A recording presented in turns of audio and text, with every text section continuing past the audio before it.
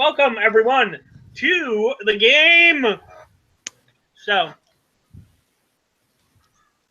first things first, fate chips, who needs them?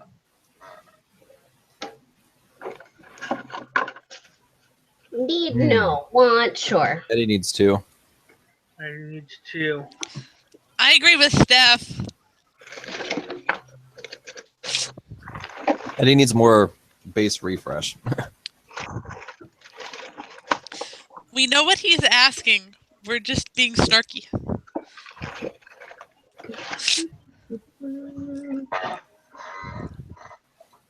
Snark is very not rewarded. Rah, rah, humbug. Okay. Well, you know things are shitty when you've got a goddamn ant highway going through your ant traps. Anyway.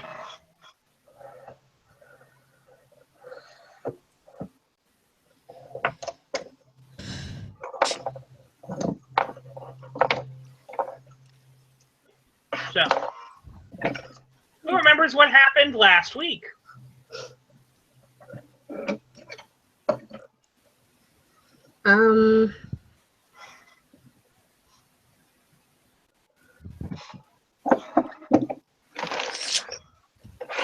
Patrick, I what do you still need remember? to change one of my aspects. I'm working on it. I remember that I forgot to click the mute button. Who are you? Let me think.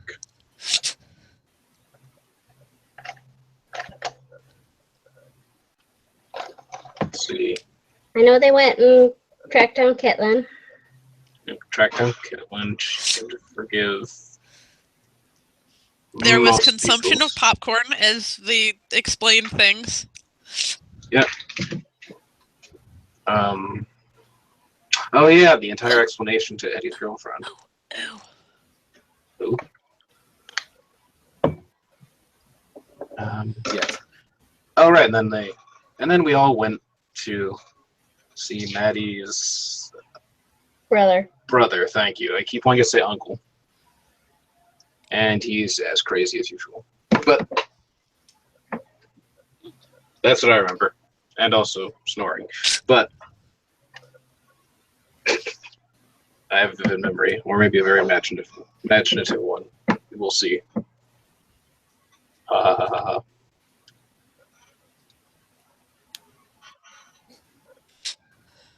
right.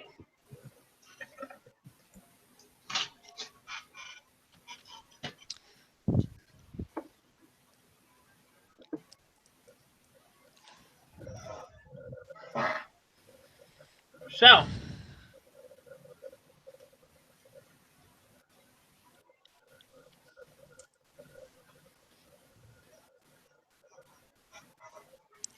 you were the last stat.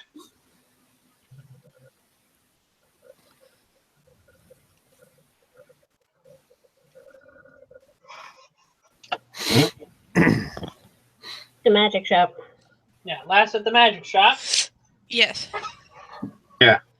Asking Maddie's brother about demons. Mm-hmm. Let's take that one from the top. All right. Okay. Okay, because I don't remember very much. Yeah. So you walked in. Okay. Who long went there? Everyone, I believe. Pretty Yeah. sure. I think so. Yeah. So you all walk in.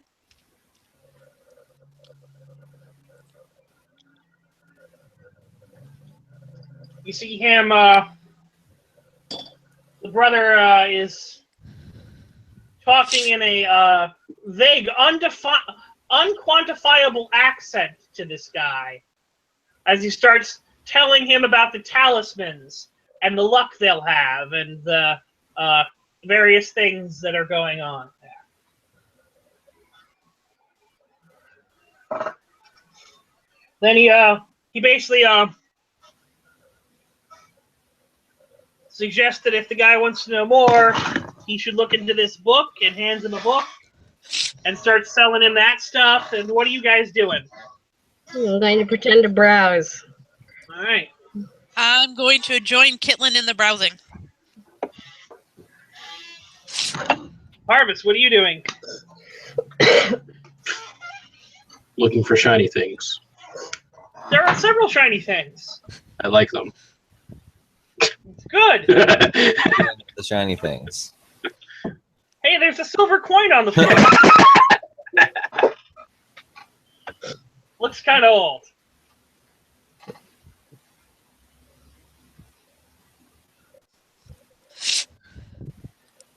Kind of rolls at your feet. What do you do? Don't do it. I'm good.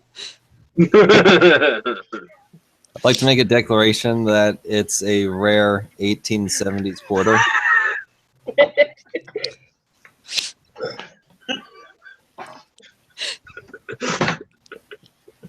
God damn it.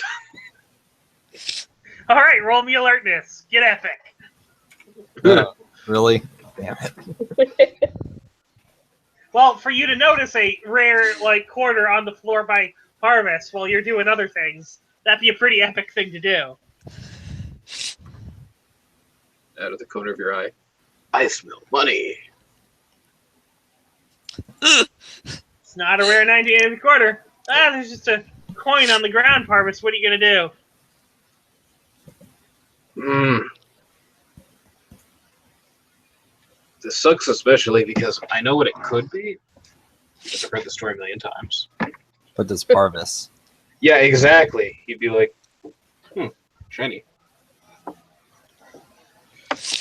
Would he take it?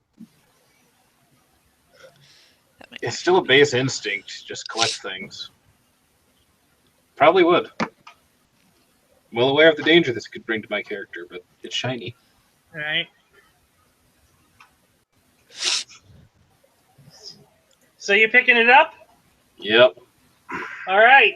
Gunshots You pick it up. It is a very nice coin. Shiny on both sides.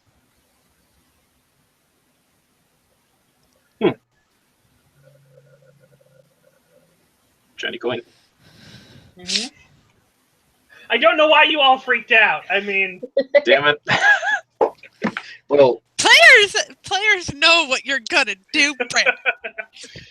after you've told that story so many times, well, it's obvious why Travis is like, stay the fuck away from those. Well, and that's why he wouldn't do it again that way. Yeah. It's like, I now have a coin. I can buy something with it. Hooray. All right. I'm going to pocket this coin then and hold on to it. It shall be a treasure. all right.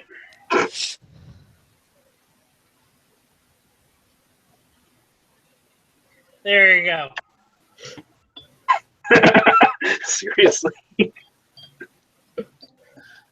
I mean, okay. You get a fate chip for picking up a coin on the ground. It's fine. Okay, I'll take it. Why the hell not? I picked up a coin. Brandon said there's a coin at your feet. I pick it up. Okay. It could be. See, guys, it could be a free fate chip.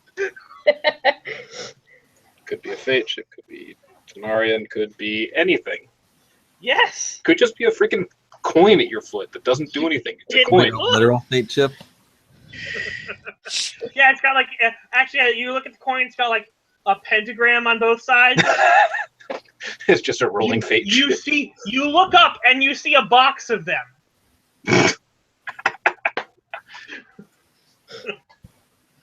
Whoa, meta. Says good luck charms on it. Oh, actually, it was wards against evil. That's what it says.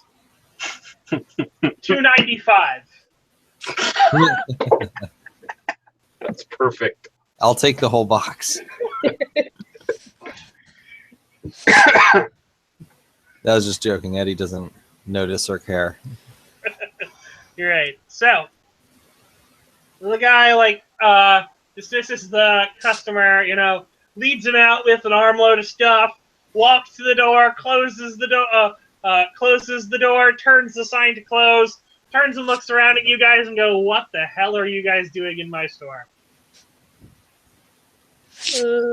Came for help? During business hours. Would you prefer we came after hours? I prefer you didn't come at all.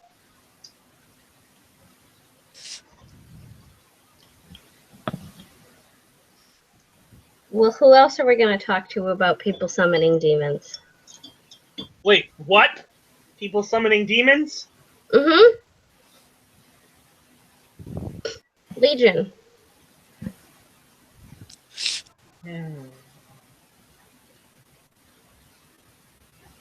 Can't be. Their hideout smelled of sulfur like the basement. Maybe they have a gas leak.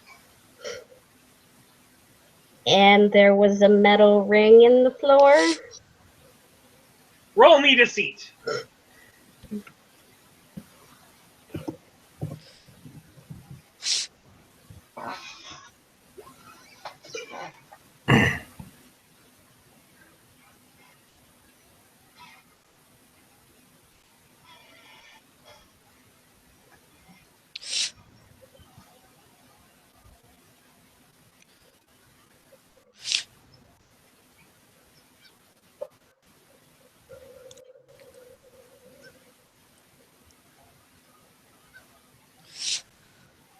All right.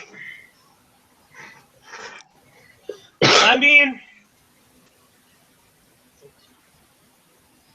the thing about metal rings is you can use them for damn near anything. Magical or mundane.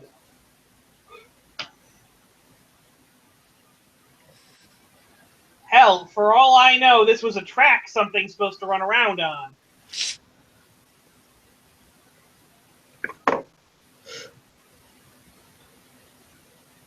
Okay, but supposing they were summoning demons, how would we stop them? You don't. Why not? 'Cause you don't. In fact, if someone is legitimately summoning demons, I would highly suggest you don't bother them. Like yourself? Yes. Because they're either so goddamn talented that they are leagues above you in this thing and will totally smoke your ass if it comes to any kind of fight, or they're goddamn idiots and they don't know what the hell they're doing and they're going to get fucked over, and you don't want to be standing next to them so you don't get any of the splatter damage. But what happens if they come after Maddie? Why would they come after Maddie? Because they already attacked you once.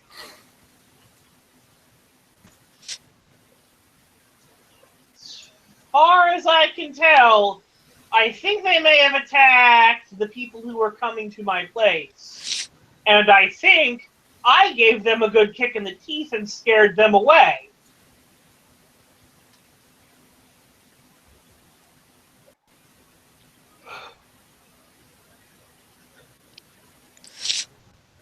So you're saying, regardless of if they're summoning demons or not, just let them be? Well, they're legion. I would say that, yes.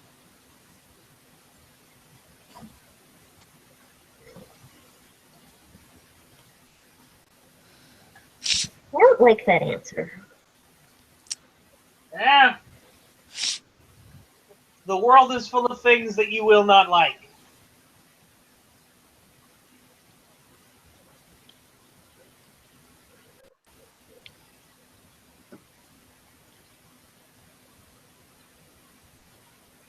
All right. I'm sorry for bothering you.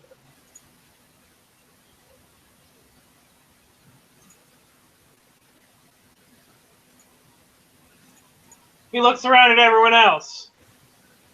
So you need to bring your thugs in, or what? I'm allowed to have an entourage. They're silent. That's good. I'm Most not a thug. entourages are way too talkative. We're friends. I feel sorry for you then. Why?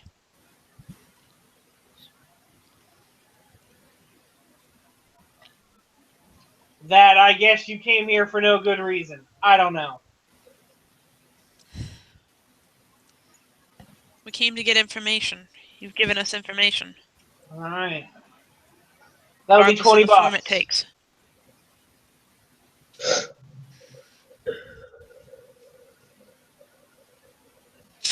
That'll be $20. Sorry, no chargebacks. This isn't a chargeback. Thought you were friends. I thought you were friends with him, Kitlin. No, he's Maddie's brother. He tolerates me. Let's see. She's been living in my home rent-free, eating my food, and now she comes in with her friends and takes up my business time.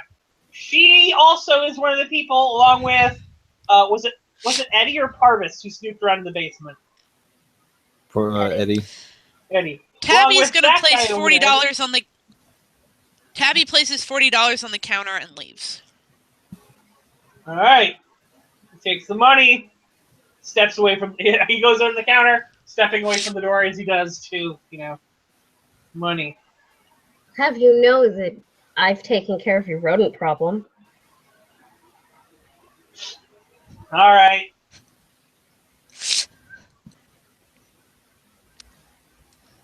I don't know. I think we still have a rodent problem. I'm not a rodent. Nor a vermin. Vermin might be in the eye of the beholder.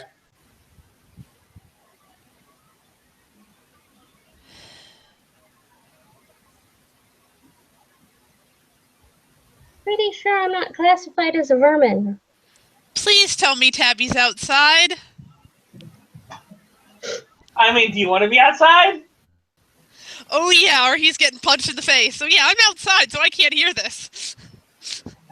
All right, more like pest. Now get out of here. Bye. Eh.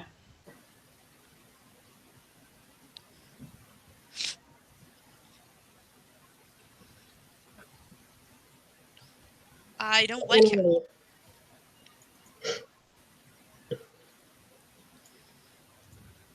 Oh, Eddie. Yes. So as you're walking around, you did see various things where he has flyers for exorcism services and stuff that he does.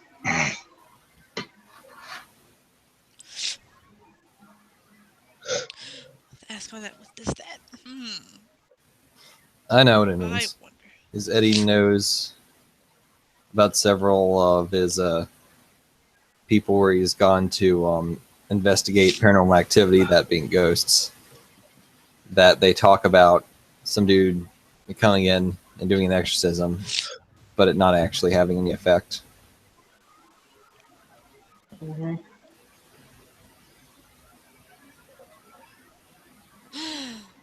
Oh, cool. Okay. Sweet. Not sure how he'd react though. Look under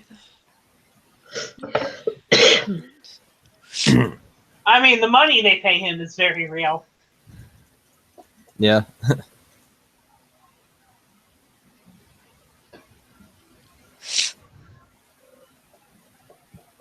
So you do exorcisms, huh? I do. It's like, yeah, for people who have far more sense than they have You know, like, no, it's like I do whatever needs doing. How often do those work out? What do you mean? Oh, nothing. Just your flyer reminds me of a couple clients of mine. I'm a paranormal investigator who claim to have had an exorcism done prior to my arrival, but somehow never seemed to have an effect on the ghosts that I investigate. Hmm.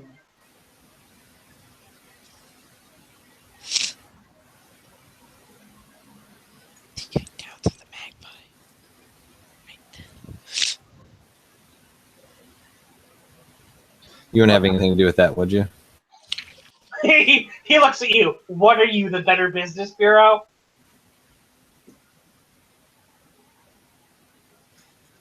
Obviously not. They're already bought and paid for. Really? By who? Who do you think? Hey, Eddie. Uh-huh. You are a paranoid conspiracy theorist. I think this would be about a good time to launch into a paranoid schizophrenia theory. About the Better Business Bureau? Yeah. Okay. Oh, that's new. I guess I think it's new. What's new? Using the left mouse to drag my view of the D20 screen around. At least I haven't seen that before. Oh. Okay. Well, obviously, the Illuminati run the Better Business Bureau. His eyebrow quirks up a bit. Because with that, they can get their subsidiary companies to funnel money through all these shady businesses, and no one pays attention because they have a good rating. And people just keep going there and buying up their stuff, even mind control devices and hidden cameras and stuff like that.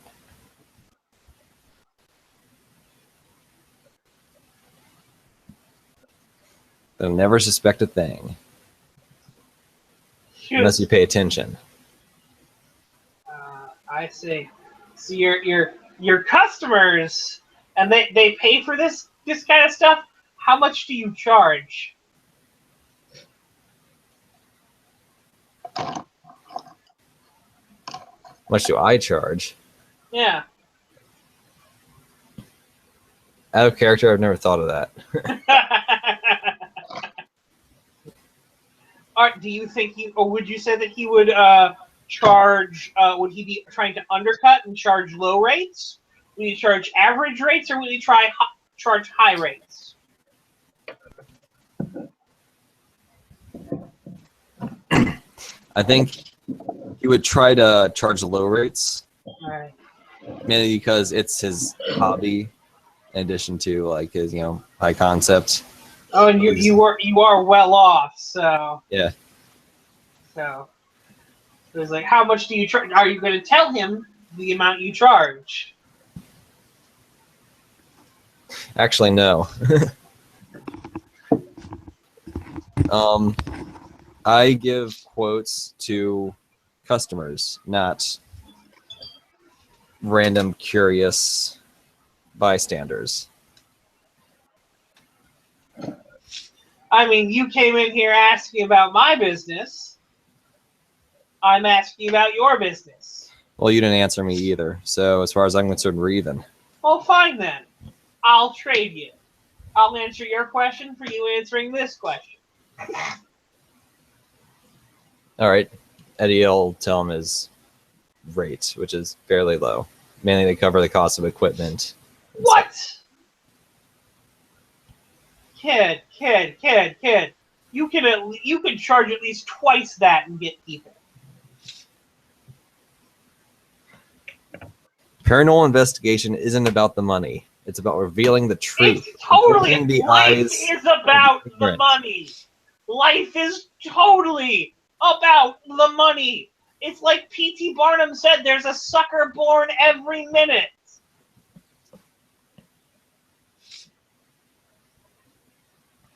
Eddie will try to whisper to Kitlin, I think Maddie's brother is with the Illuminati. Okay. Yeah, sure. I'm with the Illuminati. All right. You see, he heard me. I whispered. I clearly whispered. He has listening devices. That's it. I'm out of here. Eddie leaves the store. All right, he goes, great free information. That's cool.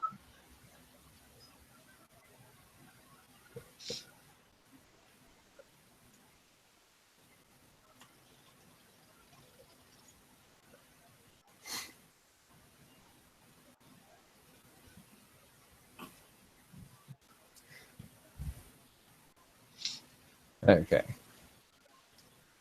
So as Eddie rushes out of the store, what are you guys doing? Caitlin wanders after him. Harvest. Tabby's already outside. I guess I'll go after them then. I mean, this shop's curious, but You interested in something? I said, you interested in something? oh yeah, you can't see me shrug. Good job, me. You specialize in demons, right? It's a family tradition. Okay. I didn't choose it. I just keep the business running. Okay. I was just asking because you don't know anything about transformation magic. I'm certain it just confuses me. It's odd. Transformation magic. You mean like turning yourself into an animal, or trying to turn someone else into an animal? That second Because- one. All right, because I was about to say, because one of those is, I can see the appeal, but it's kind of silly in my book. And the second is highly illegal, and you just said the second one. So, why are you wanting to get me in trouble with the goddamn warden? Oh, I don't want to get you in trouble. I'm just.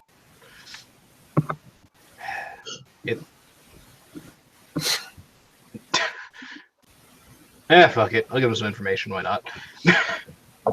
He points to the tattoo on his hand. There's someone out there who's turning, well, creatures like me into people. he looks at you. Goes, oh, and I thought the guy with the weird hair was going to be the craziest one. I don't think I'm crazy. You just said you weren't people. I mean, technically I'm not. To my people, I'm a people, but I'm not a human people. I'm a rat people. Uh-huh. I like how he explains this without transforming.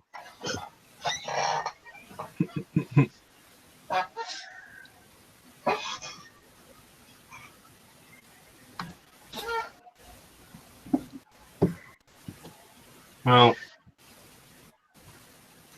it was just something out of curiosity. Because I know who did it. And I know vaguely why, but I still want.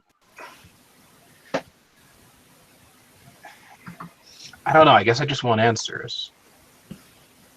But Don't we all? I mean, I could get you answers, but it would cost you. Yeah. And I'm not exactly rich. Oh no, it probably wouldn't be money.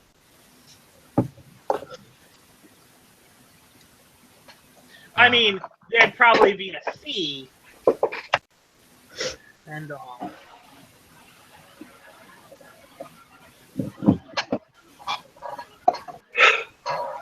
A fee. Mm-hmm.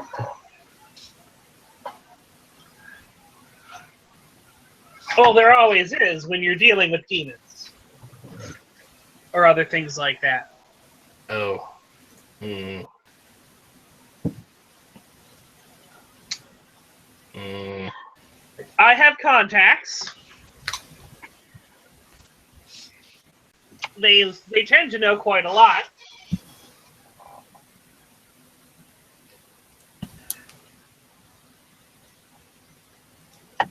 Hmm. But aren't demons kind of like, I don't want to say evil. I mean, like, I've seen how people bargain with fairies, and it's kind of a more intense version of that. Hmm. That's what I think, right? No? A little. Demons tend to be a little more fair in their dealings. And a little more, cut and dry with what they want. All right. They can still be deceitful and tricky little bat buggers, but they often want to tempt you, get you hooked, keep you coming back for more.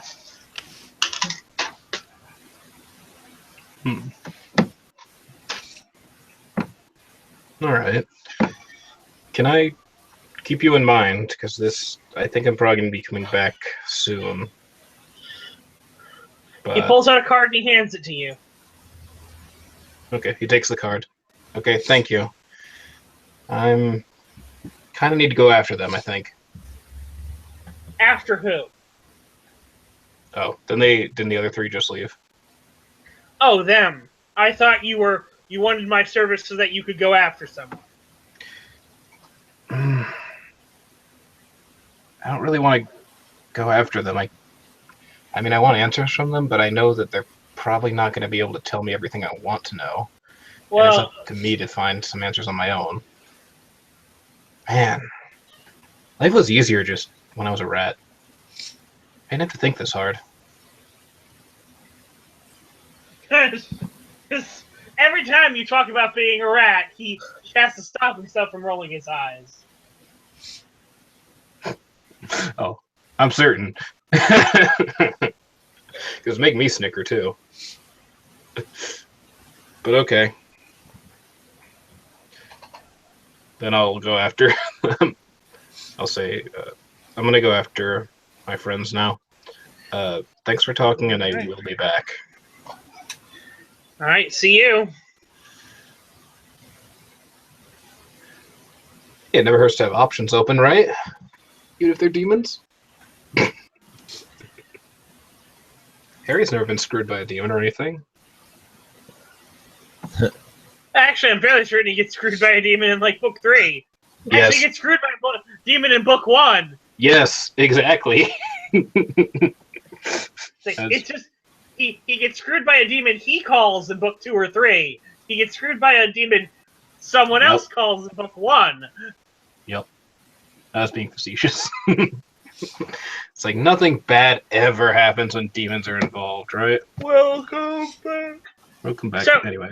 One by one, Tabby, the people exit the store until Parvis walks out. The guy. I've been back for a while. I just forgot to mention it. Okay. So I heard the whole demon thing. All right. Well, one by one, they exit the store. And that you could charge more. Okay. Now you're all outside. I don't like him. Why? I don't know. He seems... I don't know. Rubs me the wrong way, I guess. He's a con artist?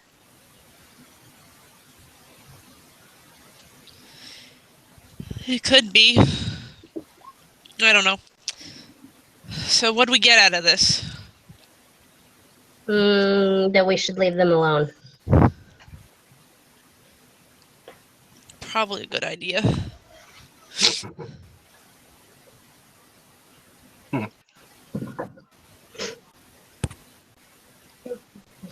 I got a card.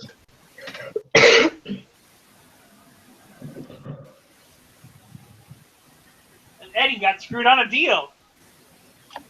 Again? Wow.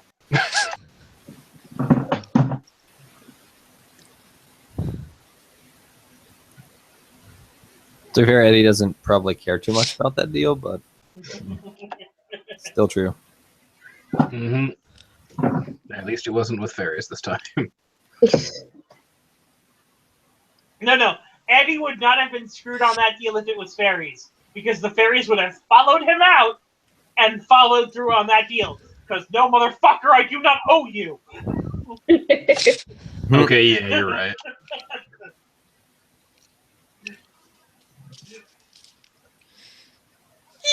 Sticker.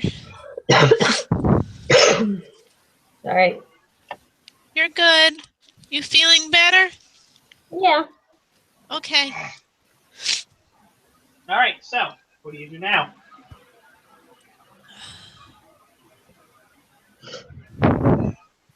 So what's next? Chinatown. Well- I need. Crack some skulls? Yep. I need some help in Chinatown. If you guys are all in on it. Interested, I guess. Sounds like fun. Okay. Okay. Let's go back and see if Catherine's okay. We did kind of leave her passed out with Lena and Serona.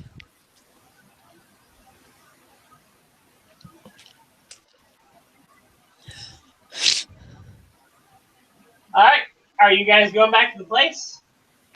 Yep. Yeah, back to Parvis's apartment where we left everybody. When you get back there, 2 people are missing. Lena and Serena? Yeah. I You immediately all- go make. Is Catherine okay? She's in the bed, just like a lump. Just like.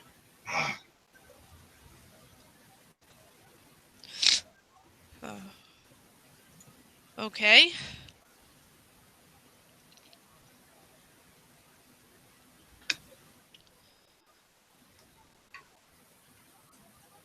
Is she breathing? Yes. If she's not breathing, I'm going to be very angry. They left her alone and unbreathing.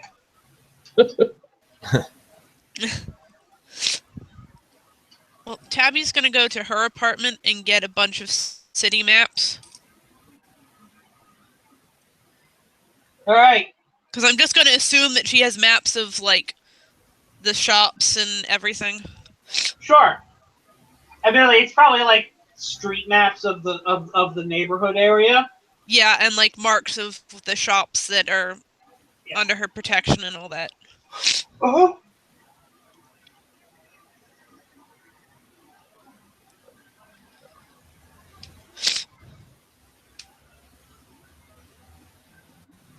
So what exactly are we supposed to do? Keep an eye on things. About the only way I can think of is to walk the beat, but I don't know if there's enough of us. Look menacing? My people aren't going to know who you are. So basically you just need to look for trouble, and if there is trouble, contact me and take care of it. We don't have colors? I mean, we do. Well, we can't be part of a gang if we don't have colors. Okay. I'll see what I can do about getting us colors. I need scholarships or lore rolls. Okay. From Everyone. okay. Just whichever's higher. Yeah, sure. Tell me which you're using now. I'm doing lore. What is that noise? I'm scared. Those are tied for me. Those are what? They're tied for me. I did lore because I don't have scholarship. I'll roll for scholarship, even though scholarship and lore are tied for me. Just pick one. Yeah, so I want scholarship. All right. Oh, whoops. Go to character. My bad. So Eddie,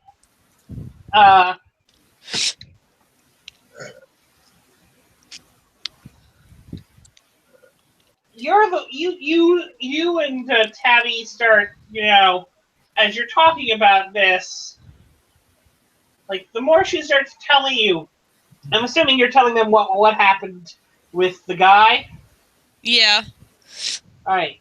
The more you start telling about this, the more Eddie you start realizing is that the issue isn't that she needs to patrol the streets better.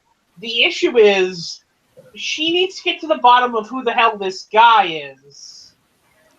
Because this is like, she seems like she's fully in defense mode, and like, well, what do I have to do? Well, someone's threatening me, so I protect, I hoard, I gather everything up, and I make sure it can't be taken. And you're like, well, that just means he's just going to keep picking things off until you have nothing. At least that's the sort of thoughts that are going through your mind right now as you're thinking about this. Okay.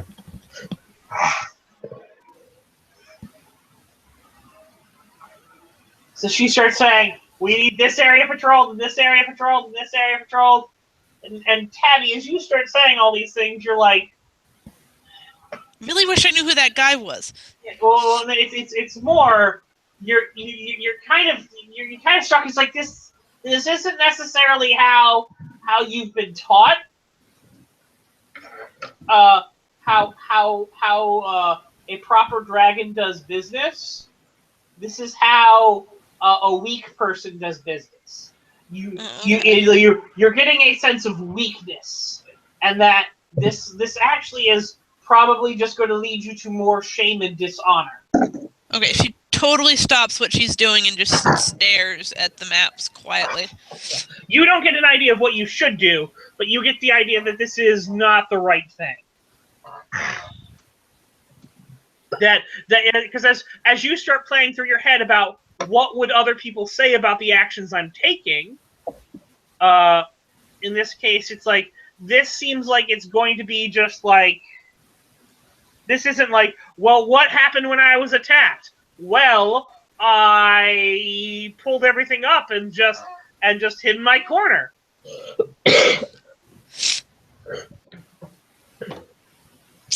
Okay. Okay.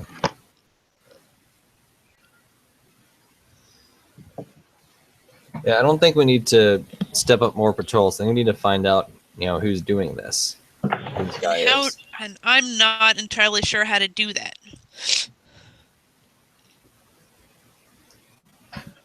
Well, we need to establish a pattern and then probably lay a trap of some sort or a lure. Eddie, We have the lore right here.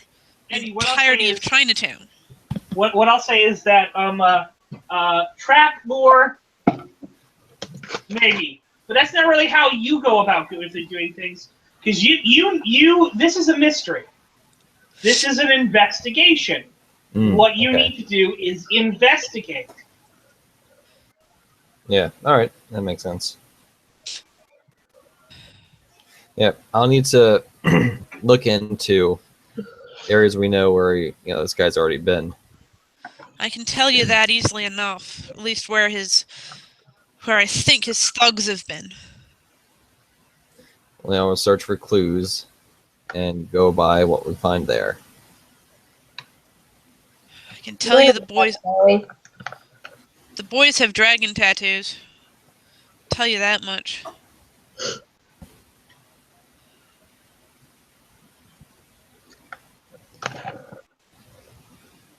Okay. Tabby Tabby's going to start pointing out the shops where they told her that people had come in and roughed up the place. All right.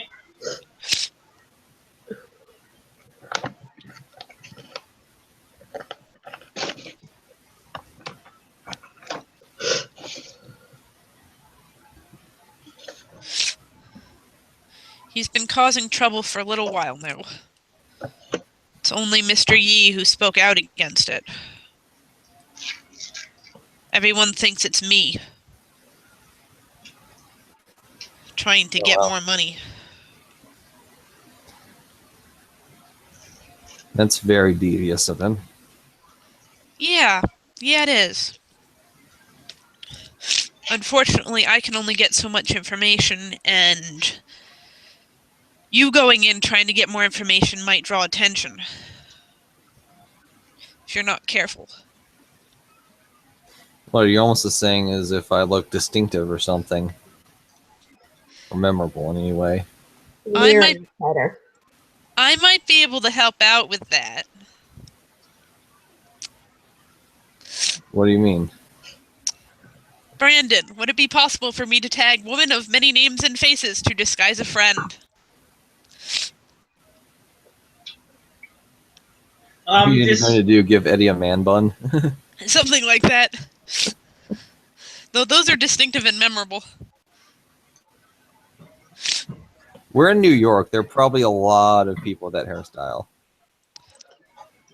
All right. Here's the bigger factor. Why? It's called makeup. Still going to talk like a white guy.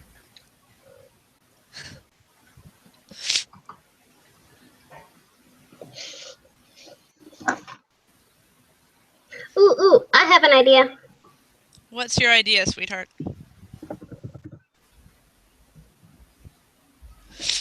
I glamour Tabby into an elderly Asian woman.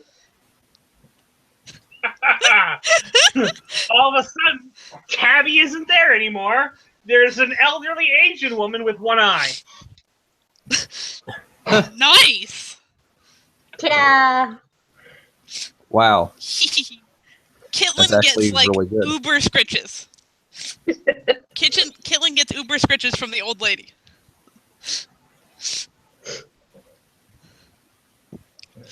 Right. Nice. The problem is that Kitlin looks like an old lady. She sounds like Kitlin. Tabby. No, it's Tabby. What? Tabby. She turned Tabby into an old lady. Oh, Tabby into an old lady. It's an old lady with two eyes. And Tabby is going to shift her voice to sound like an old woman. She's going to sound like a slightly older version of her aunt.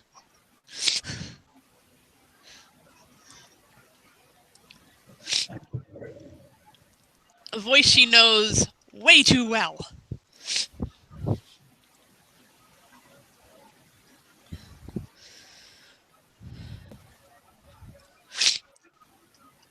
All right.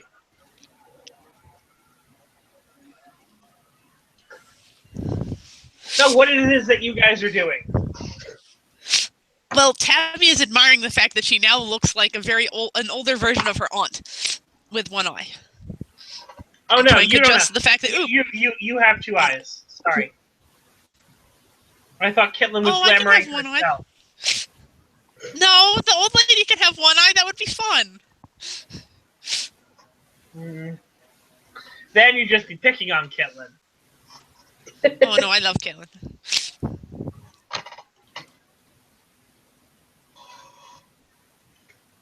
We love Kitlin. I'm sure we do. I'm totally helping. Totally what? Helping. Yes, you are.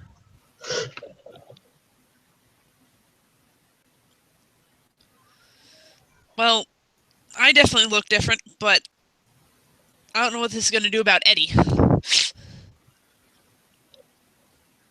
What do you mean? You're a white guy. No offense. You're a white guy. Very I white. can. Well, I have contacts. I can reach out to them to see if they know anything about this. That might be useful. That might be very useful. In fact, one might say I know just the guy. One might say that. Whether or not then, it's true Eddie. is... Yeah. Well then, Eddie. Phone? Yes. Remember, she sounds like her aunt right now, who you guys have heard Brandon do her voice. Oh, Who she sounds like right now. You want my phone? No, you're the one making the calls, you whippersnapper. Oh. So you're ordering me. Okay. does not say whippersnapper. Yeah, I know. The Chinese equivalent.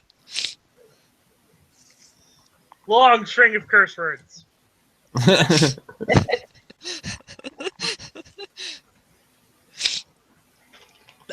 Wow, I This didn't know is fun. turning old made you ruder too. Jeez. Tabby is giggling. She's excited. This is fun. All right, I'm gonna leave the room and go talk to people. Tabby is going to try and cuddle Kitlin. This is a nice trick. Better than what I have to do. What do you have to do?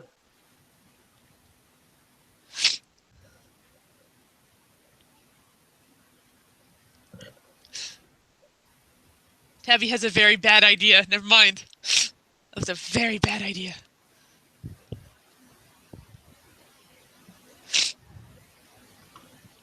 And you could take Parvis with you for good luck. I bring the best luck. I'm like when I got kidnapped by rats.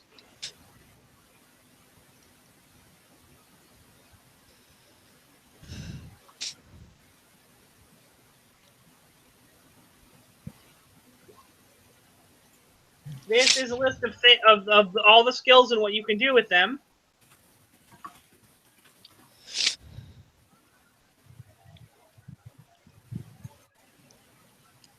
Okay. So, Eddie, what are you trying to do? You're trying to roll contacts to gather information? Yes.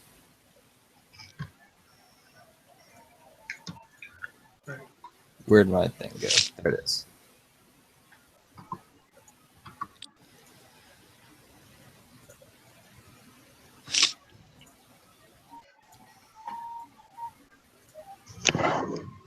Contacts is good.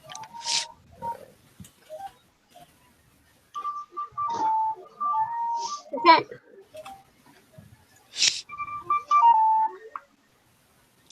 What is that background noise? Okay, I so got a I am call. trying to, reach out to my contacts in Chinatown and see if they know anything about these attacks. I mentioned this, or, hustle downs, I guess, what do you want to call them? Extortions. Ask her if they notice anything peculiar about it. Mention the dragon tattoos and whatnot.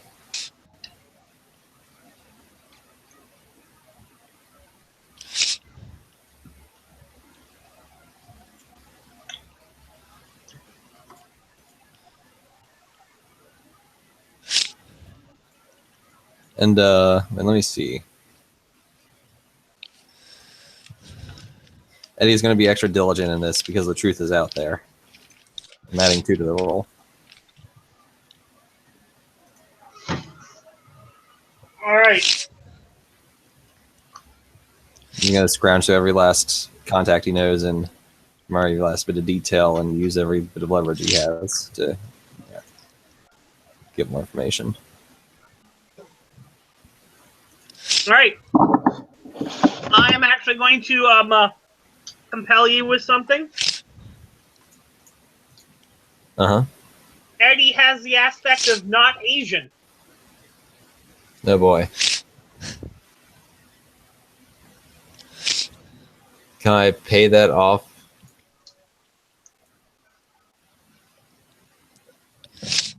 It's Chinatown, buddy. Damn it. Can I, like... I don't have the aspect. Knows Chinese. Wish I could use that.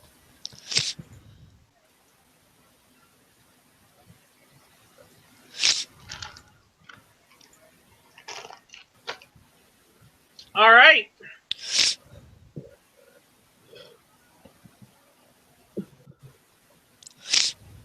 So, how do you have contacts within Chinatown? I need you to specifically describe to me what kind of contacts you have within Chinatown. I knew some Asian guys who went to the Eddie's University throughout several of his adventures and also some of his classes. So old schoolmates. Yes. All right.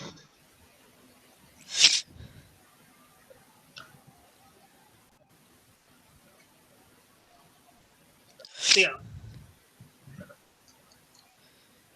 Okay, so yeah. You start calling them.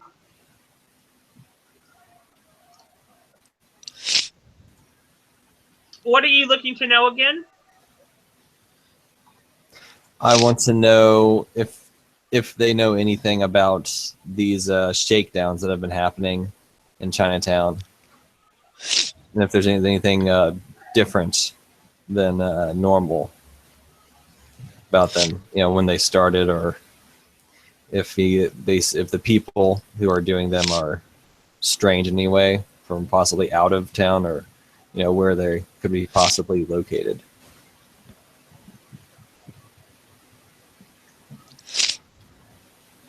Well,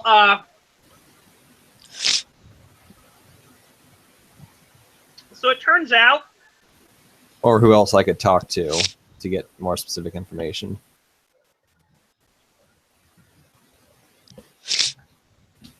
Or someone could talk to, maybe not necessarily me.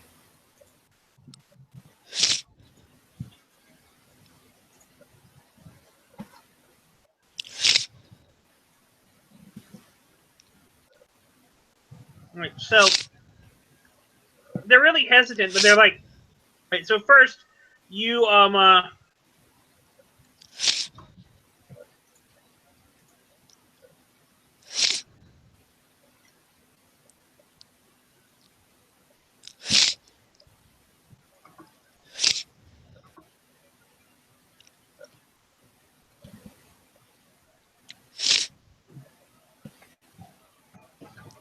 all right. You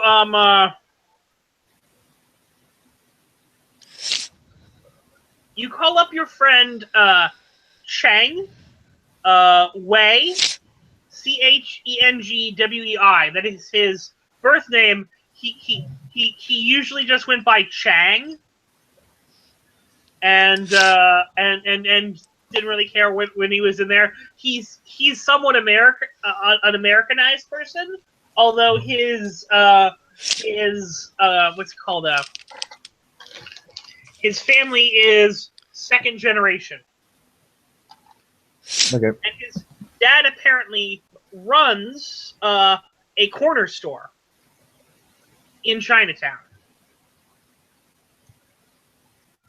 He says that the boys came in and started roughing him up. You know, roughing up his store, and he, of course, you know, hid back when they were dropping the name Yuza, and said and when he tried to ask what was going on, they said that they were dropping the name of the Dragon Lady. Yeah.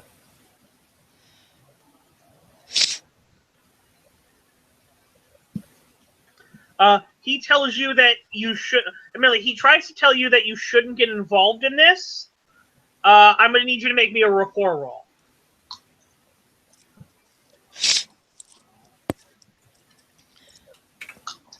Okay.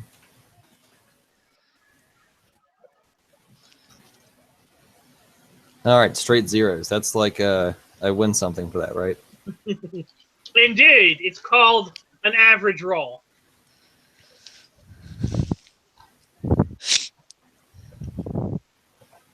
All right. Well,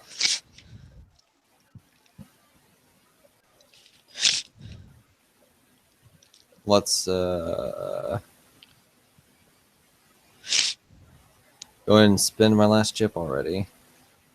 So I'm Summer's ghost speaking paranormal investigator. All right. I'm getting to the bottom of this. So you're at least persistent enough that he's like, all right, look, you didn't hear this from me. If I hear that you're doing it, then you didn't hear this from me. But a group of people, a group of store owners are getting together to discuss what they can do. It's all been hush-hush. It's all been on the down low. The last thing they want is the dragons finding out about it.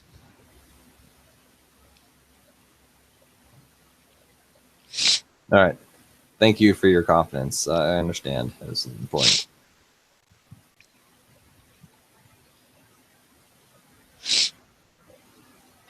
Of course, man. We're friends. Yep. Thanks for your help, and see you around sometime. Click. Okay.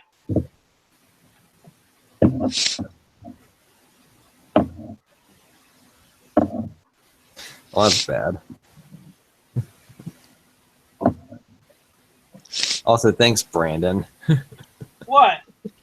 Another situation where I have to betray one of my college friends, or I have a choice to, which would be good for the party.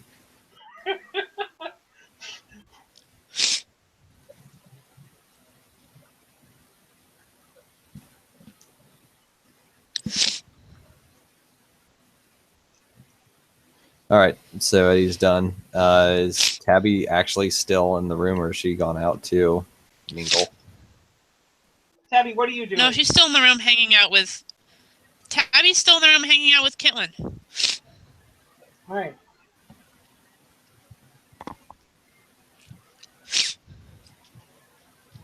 All right. Well, I don't have much. Just Anything that you got? these thugs came in, dropped your name, and started roughing the store up. They And other, what? yeah, Which store? I tell her the name of the store. He's paid up. Damn it all to hell. Trying to drag our name through the dirt. And it gets worse. Fuck. No, we can't Gets overreact worse. to this because I don't want. Then I don't want give to lose me another friend. a second. Okay. Okay. What?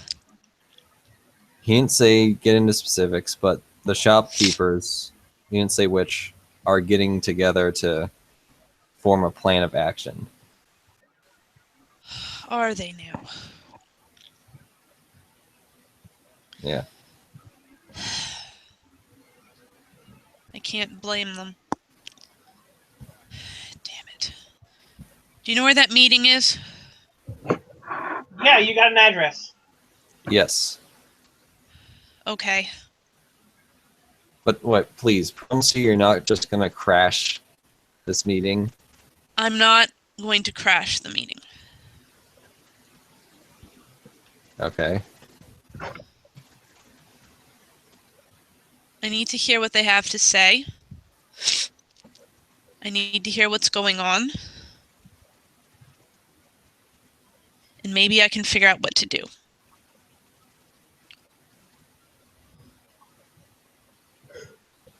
Okay. Well, what do you plan to do with the address? You're gonna spy on them?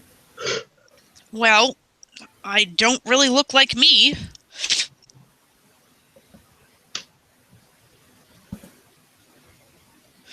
Oh, Brandon, is this going on right now, or? It's gonna go on later tonight. Okay. And our little friend, whoever's causing us trouble, will probably be there.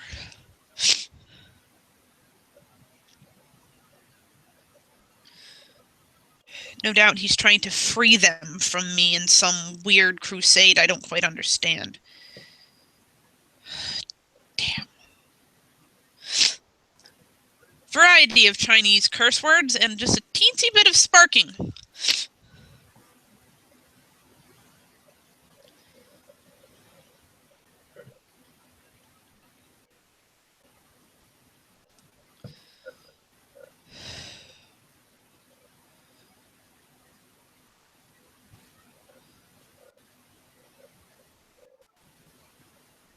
What are the other people doing? While Tabby is cursing and sparking slightly. Do you want me to go case the joint? I don't know. In case you haven't noticed, I'm not exactly the most social person on the planet.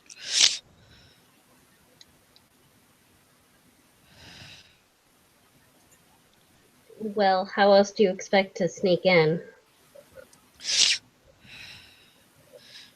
Pretend to be an old lady with a kiosk. Wondering what's going on. I can do that. It's keeping myself from burning the place down that's going to be the interesting part.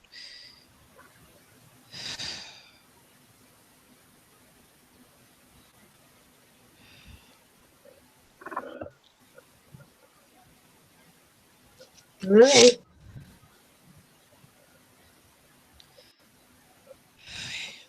Kitlin, Yeah. I have a skill with making myself look like other people. Can you make Eddie look like the elderly Asian man?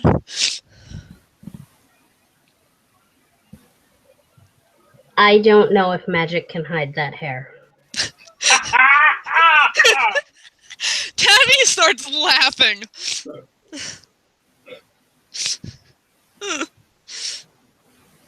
The sparking stops and she's just rolling on the floor laughing.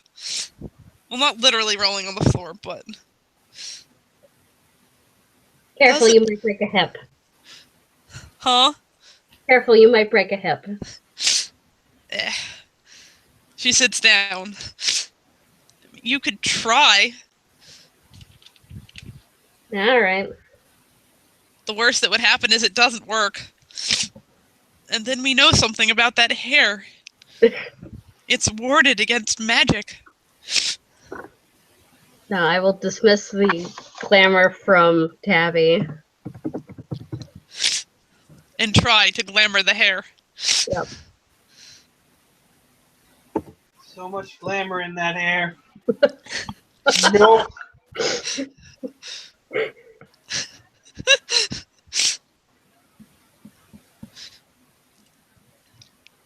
Tabby points at him and starts laughing. Your hair's resistant to magic.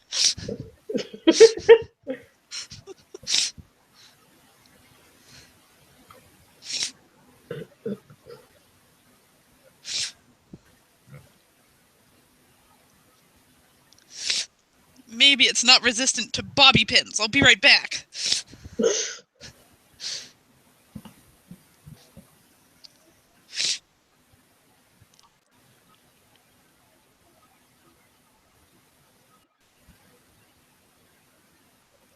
Maybe there's a hair clippers in the bathroom.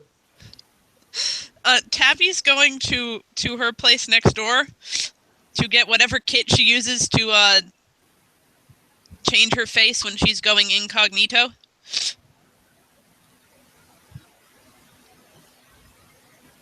All right.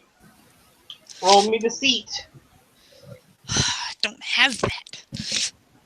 Should have I do have that. Okay, I was about to say I should have taken that. And yes, I did.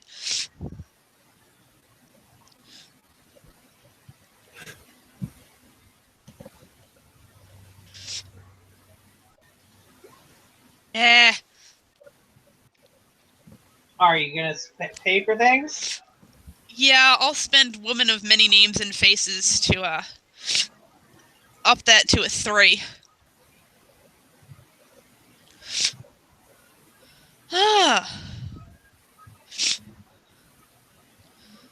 Hold on. Yes.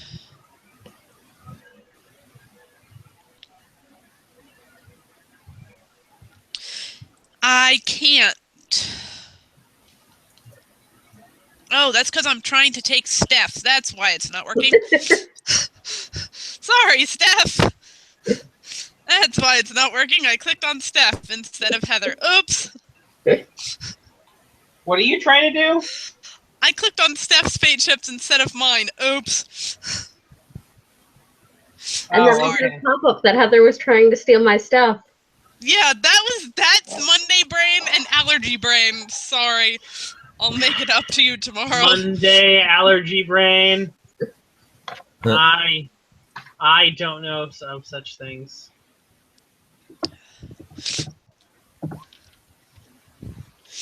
So that's a 3 to try and hide the hair. Oh no, it's on yourself. I thought. No, she's trying to use it on him. Oh. She's like, maybe bobby pins will help, and she's trying to pin his hair under a wig.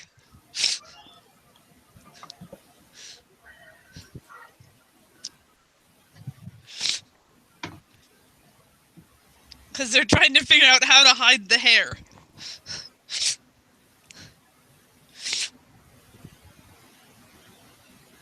I mean, you're able to do something with it. She starts laughing again. Nope. The hair is resistant. Kitlin, the hair is resistant. And Caitlin has Kitlin walked went away. away. Okay, Travis, your hair, Eddie's hair is resistant to all forms of camouflage. What? Do I get a Okay. chip for this? Kitlin, No, they just rolled like shit. Like, yeah, Oh. Kitlin tried glamour, it didn't work. I tried bobby pins, it didn't work. Your hair is resistant to all forms of camouflage. The new trouble for Eddie is hair. Here's your new aspect. Well then, it looks like I'm going alone.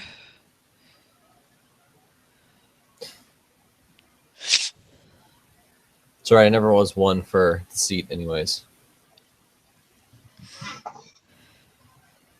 Kinda have to be in my line of work.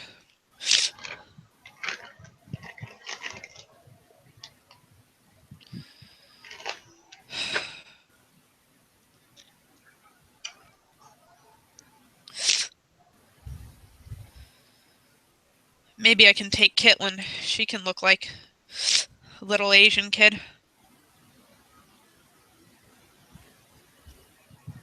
Caitlin can look like a fox. However, you forget there is knowledge of Tabiuza's fox. So that's not actually going to be a thing.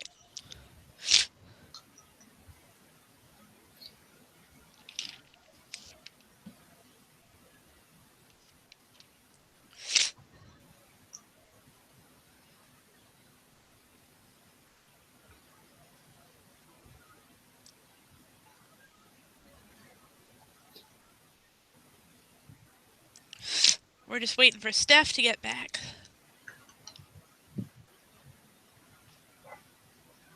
She should be back shortly, hopefully. Hopefully.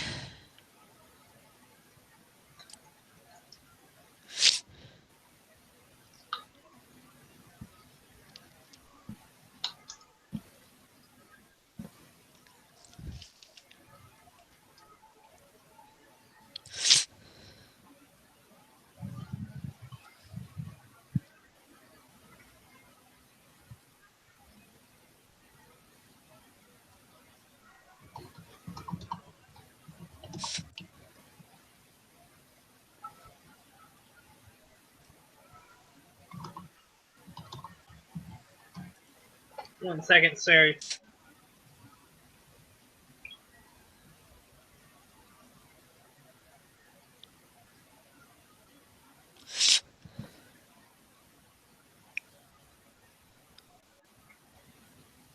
Sorry, I'm trying to get together the group of people who are going to be at this meeting.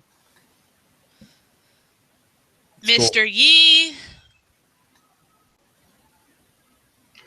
Mr. Way.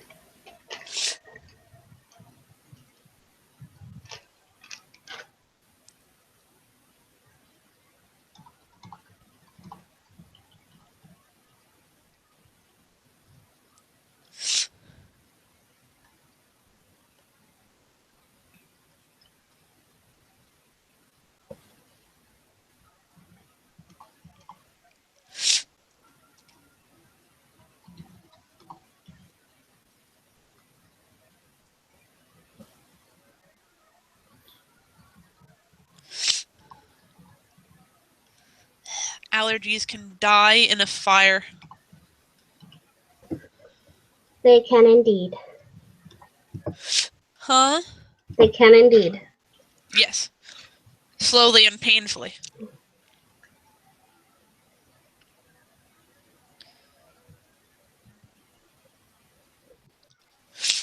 So, you're all together. What's the plan?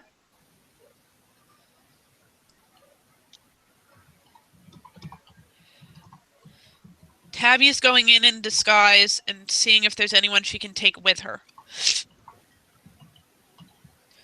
So now I'm going to roll to disguise myself as a shopkeep. Okay? Right.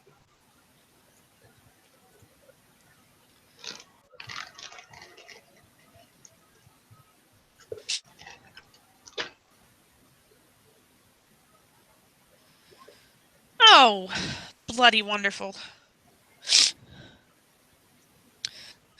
I'm going to spend a chip to roll that again.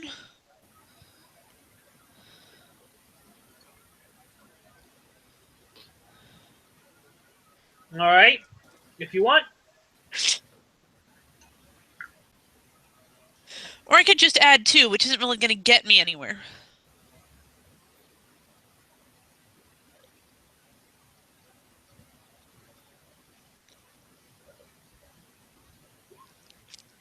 Oh, bloody hell.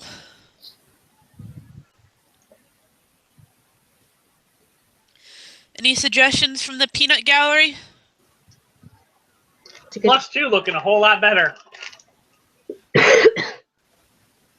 There you go, sir. Eat all my fate chips with ketchup.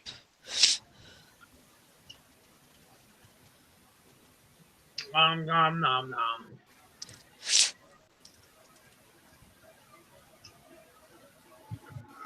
Nom the nom nom.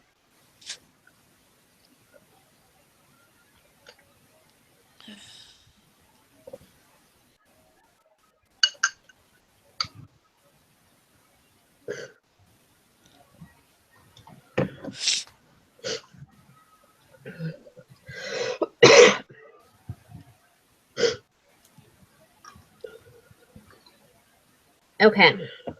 I have another idea. Okay. This time we won't try and fight the hair. Do you want to embrace the hair? Yes. Because that roll was for me, not for the hair. I know.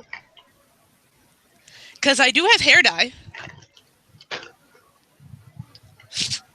Though I don't think he's going to like me very much if I try to dye his hair. Though, I'm not sure if there's enough hair dye for the hair. Just leave my hair out of this. Then you're not coming with us, man.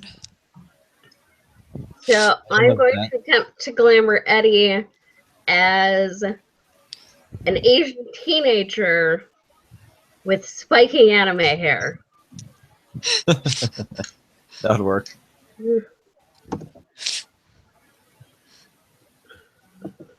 And then I'm going to tag my hot concept. All right. I'm a kitsune. I can do this. It's only hair. Mm-hmm. Not quoting Firefly. I'm not going to do it. That is good. Why is that good? I love that show.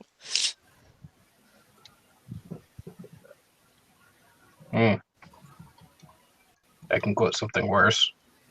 So much hair. Because what will the shopkeepers do when they realize it's even Eddie's final form? It's Eddie's final form? It's not even Eddie's final form. I do So, not recognize that quote. What would his final form be? His first form is a crazy-haired conspiracy theorist. He's already halfway to Super Saiyan. Second About to form say. is an Asian kid with anime hair. Final form is Super Saiyan. Final form is... Over 9,000. Oh my god. Final form is Eddie with a shaved head. I don't think a razor can take care of the hair. Hedge clippers it is.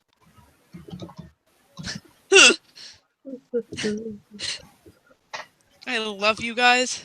Yeah, final form is he wears one of those hats with all the fruits piled on top of it. He's a tricky. Now you see my true form.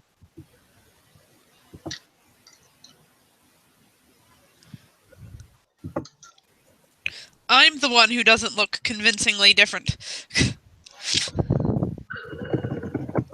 I mean, you are convinced that you are convincingly different. Okay. Everybody else, not so much.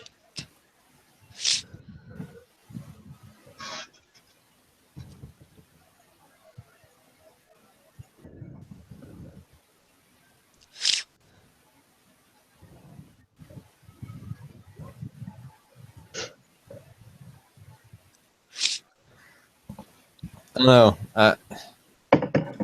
I still kind of don't want to go because I don't have any fate chips. You don't have to come. I think Eddie will want to stay with Catherine for a bit.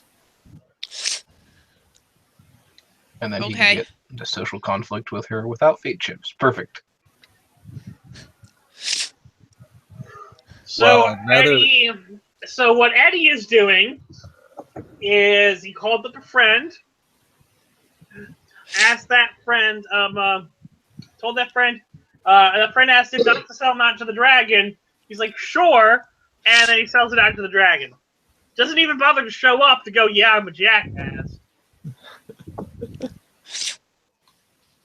And I What's wasted it- a fate chip on you. But Do the you want dragon's Eddie to not fail? showing up. Admittedly, Eddie, the truth is out there. Well, that solves that. Going.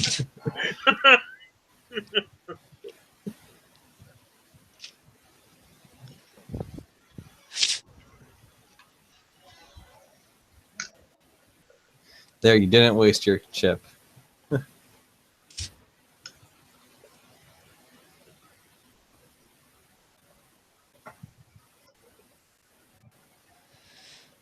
So,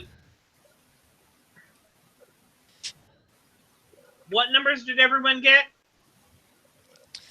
I got a 2.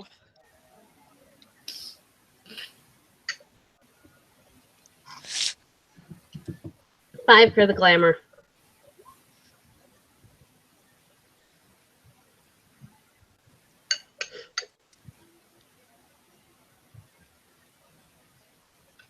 And what did you get for Eddie? 5. Eddie was a 5. I don't know if she did a glamour for herself. I'm not going. I can't speak Chinese.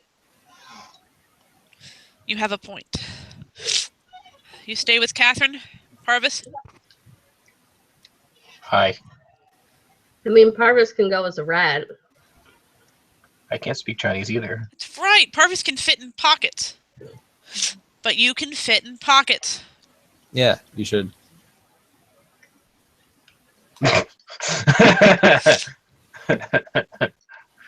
One or 5, 2. Rat. Yeah. Exactly. It's like, oh, a rat in Chinatown. Oh, a domesticated rat. Okay. I got it's a rat person. Yeah, if he transforms, it's a problem. But otherwise, it's like, oh, it's a rat. Okay. As long as a pet rat. Whatever. Who said anything about them seeing you? That also works. I was gonna say I could also just do the hide in plain sight thing. Right on someone's shoulder. I'm a parrot. But a rat. Rat parrot. Right. I'm tired. You guys killing time till the thing happens? Right. The rest of the time is rather uneventful.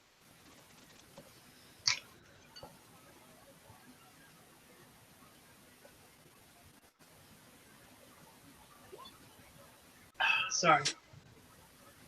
Needed a drink.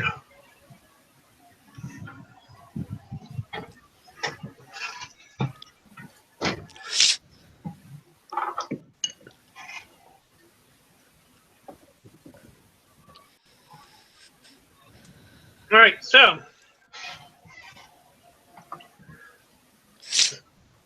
you guys make your way to another beat-up, rundown motel where you go into the basement. There's a whole bunch of chairs. Are you arriving at the meet earlier, later, or kind of on time? Are you on arriving? time. All right. Are you arriving together? What is your story? Yeah, Tabby, you should probably do all the talking for me. Oh,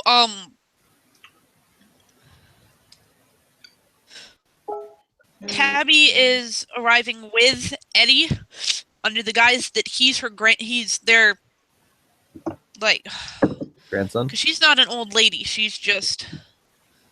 No, she's not an old lady. She's just an older-looking woman. So he's her kid, and she's the shopkeeper, and he's her annoying son. I thought you were an old lady.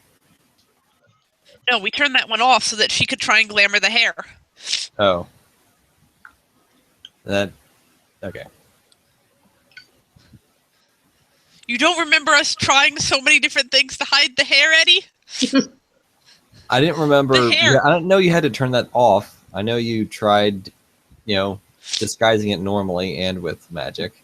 We tried magic and we tried bobby pins, and then we tried magic again, but compensating for the hair. But did you try magic bobby pins? Clearly not. Magic what? Magic bobby pins. You tried Magical magic. bobby pins. You tried bobby pins, but did you try magic bobby pins?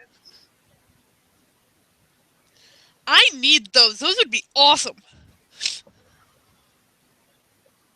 I'm sure you do. Anyway. They would solve so many problems. So.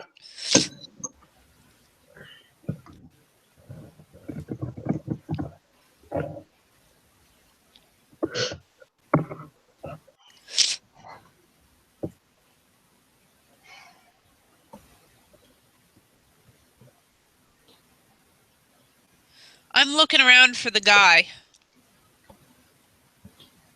I mean, there are several folding chairs. You arrive early, and alright, so if you scroll down, you'll see a group of people. These are the people who are showing up to the meeting. We don't see a list.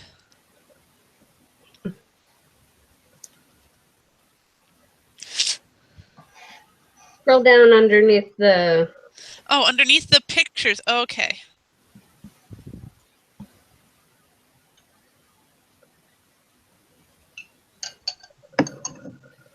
Okay.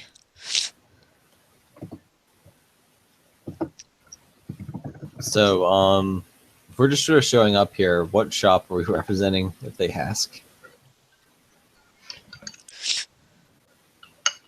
She just gives you a shop name.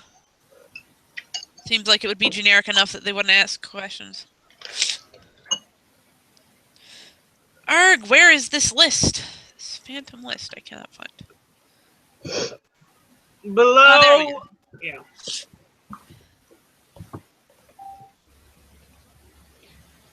Right.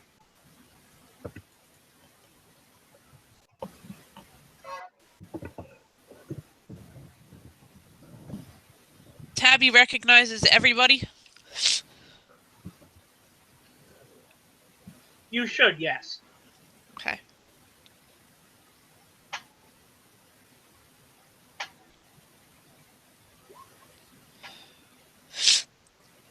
She holds on to Eddie's arm.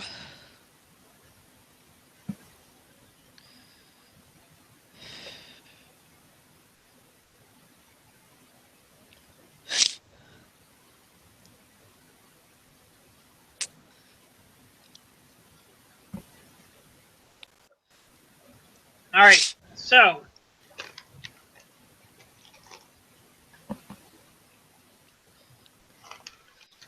Eddie looks mildly aloof and bored.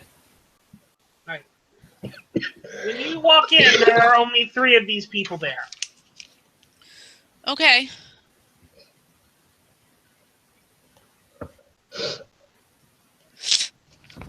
You see Hegon Yu Okay. over in the corner. He's at a table. He is setting up food. You know that he runs an actual grocery store, not like a corner store that somewhat caters to other things. So he looks like he's catered this. You also have heard that he's probably one of the people who is somewhat in. You were probably told that him and Zhang Wei are the 2 people who are kind of running this. Zhang Wei is there also. Zhang Wei, of course, he runs a bodega, a corner store. You know, he sells some food, not quite like the established that Hegon Yu has, but other things. Lily is also there. Lily is a fortune teller. Okay.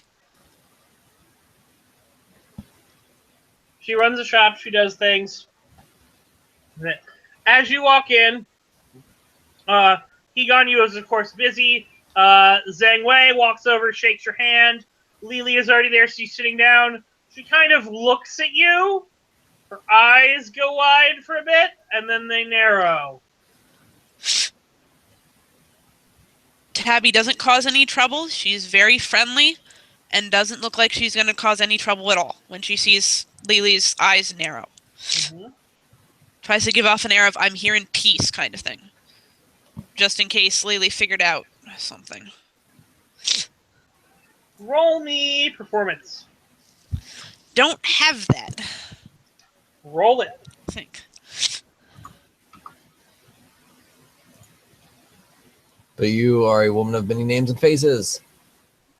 Yeah, and I'm going to go through all my bloody fate tips again. That's what they're there for.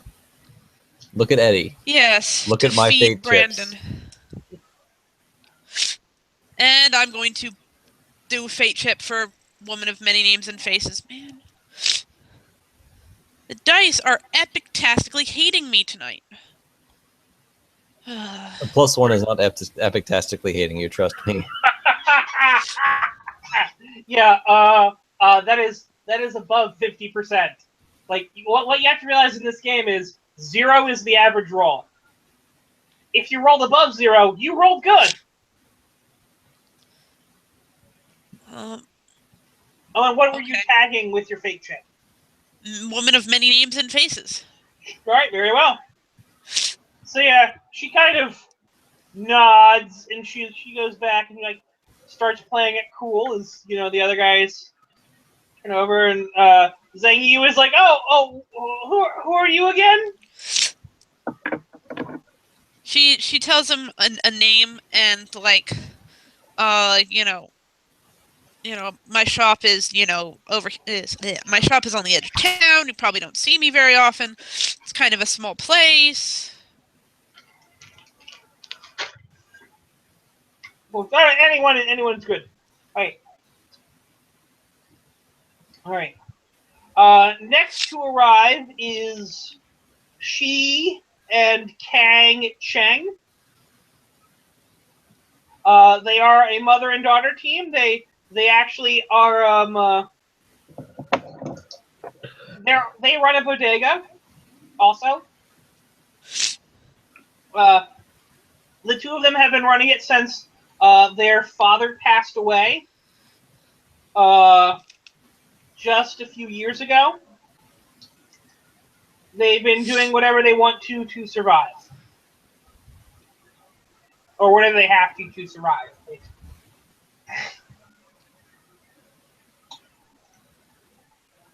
The father had a long medical bills, long history, things like that.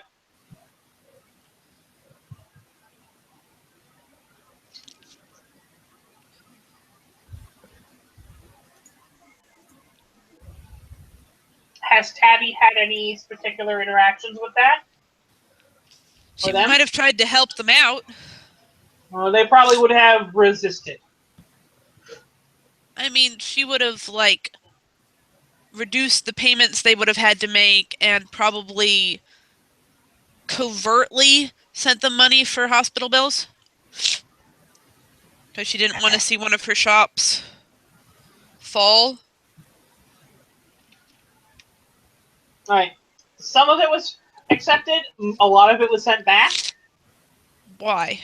Because they don't want to owe anyone anything. They thought they were going to owe something. Okay.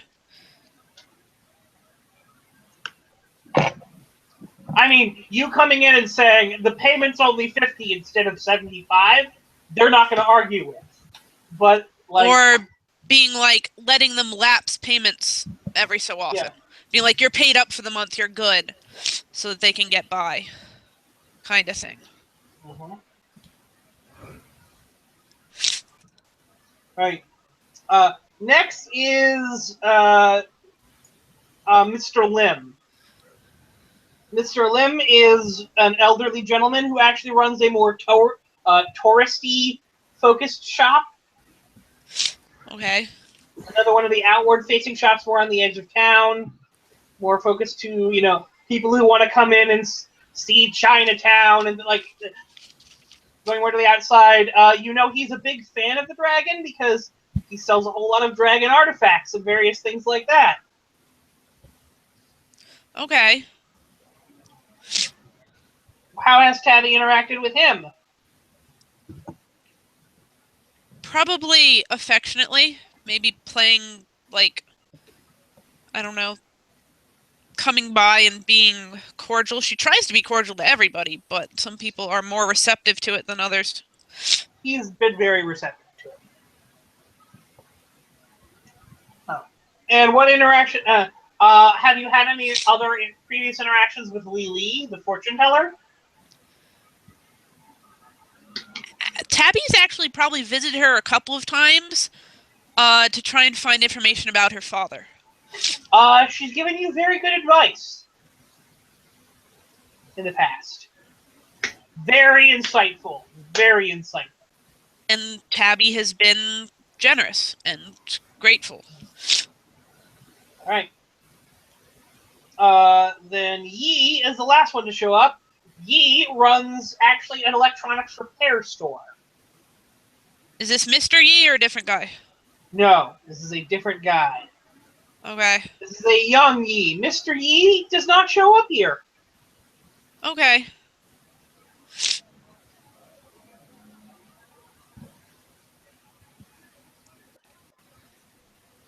So, as Yi's the last one to show up, Mr. Wei kind of is like, well, I believe we should start. I think this is all that I believe are here. The others elected not to join us. Mr. Ganyu has, of course, again provided us with food. We have a new face here. And he introduces the two of you.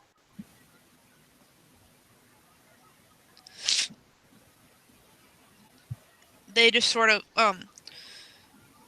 Tabby just sort of nods and just greets everybody, like, what's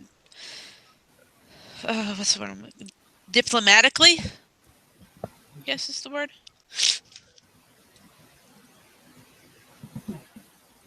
Mr. Ganyu says, all right, well, it's glad to be here. We need to come together as a community, especially since, well, I think I speak for all of us when I say that the pressure that we've been under currently is well, it's too much. I know that I know that the dragon has provided for us, but at a certain point, you have to wonder if this is are we supposed to go poor and destitute in order to find things while they rob our stores? I mean, and he starts talking about the various things that happen to the various stores. Tabby is listening, gripping ever tighter to Eddie's arm to control her anger. It's like, I don't. It was like, I think I know I've talked to this BE here. I think maybe it's time we break away from them, from what they're doing. Like, especially if they send someone there who cannot protect us, who won't protect us from something, or who sends their thugs. I have someone who sends their thugs in to rough up our stores. I mean, they broke one of my refrigerators. Without this refrigerator, I'm going to lose product.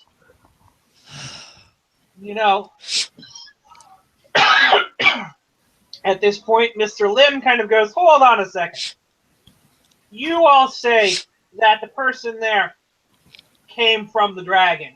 Those boys, they were not from the dragon. It's like, they had. Mr. Wade is like, what do you mean? It's like the dragon would never do things. The dragon cares for us. Mr. Ganyu's like, I know you've had a close relationship with them, but you aren't being objective. He's like, no objective. No, nothing like that. Is it not possible that another could be sending these people to try and turn us against the dragon?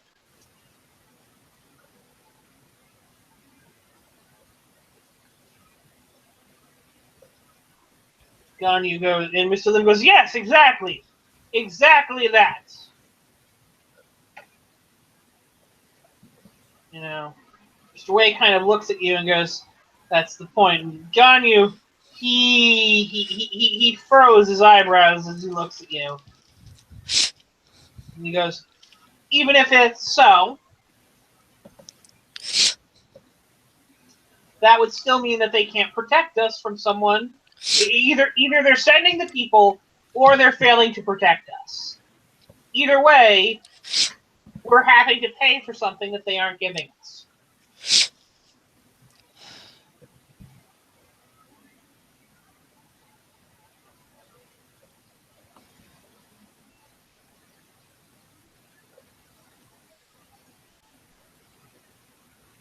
Maybe they are being lied to as much as we are.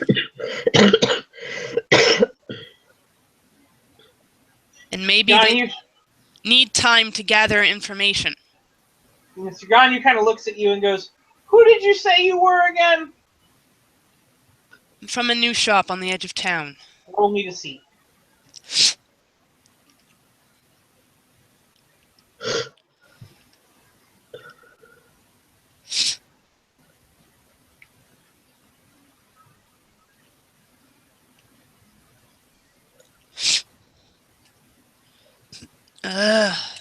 Thank you.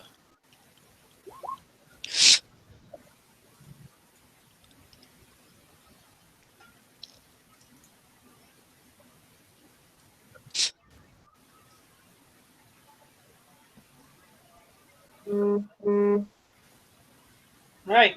Are you going to stick with the 2? Yeah. All right.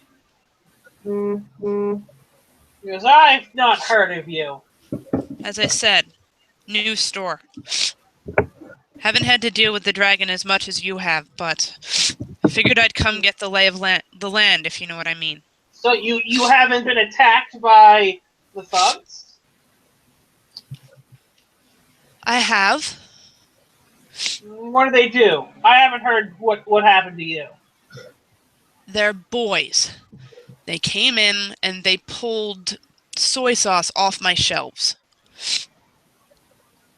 Started kicking them around the floor like they were soccer balls. My son and I had to remove them. Remove them? remove them from the store.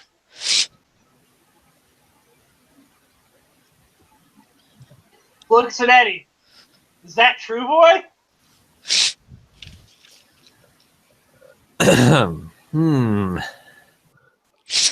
Eddie would have gotten told to play along before we left. I know, Good. but he's gonna sound rather American. I guess that's okay. He does look kind of anime-ish.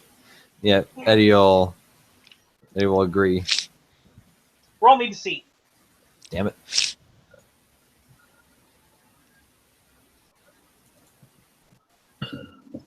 Yep.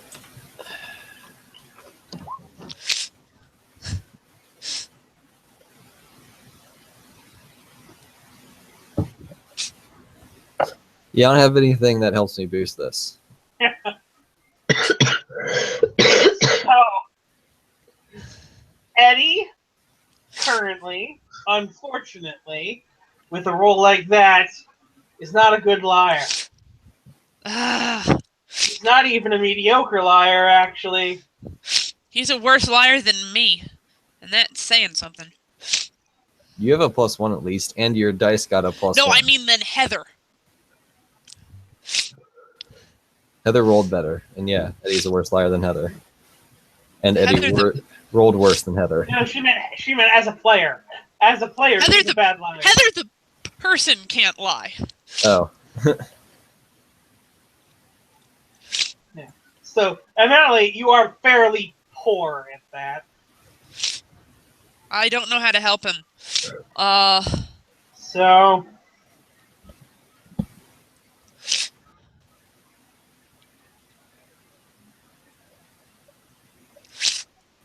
I'm gonna slap Eddie upside the back and go, too lost in your stupid movies to remember.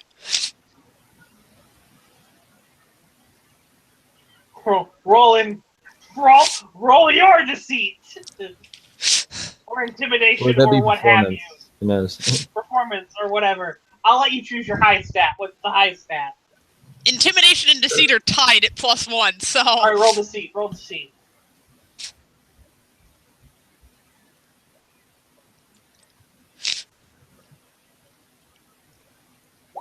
Haha!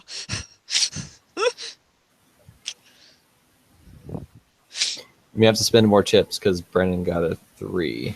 I have to spend a chip to get a 3? Or higher? Maybe? Alright. Again, woman of many names and faces. Damn it. Hey, you.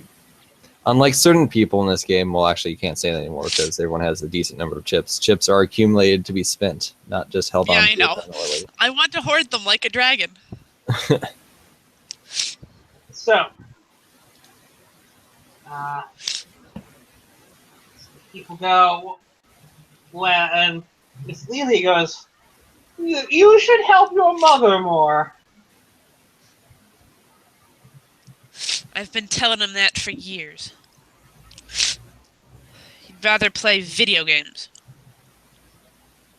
It's like, we don't care about this. This is none of the business. What's important here is that the dragon either cannot protect us or will not protect us. The dragon will protect us.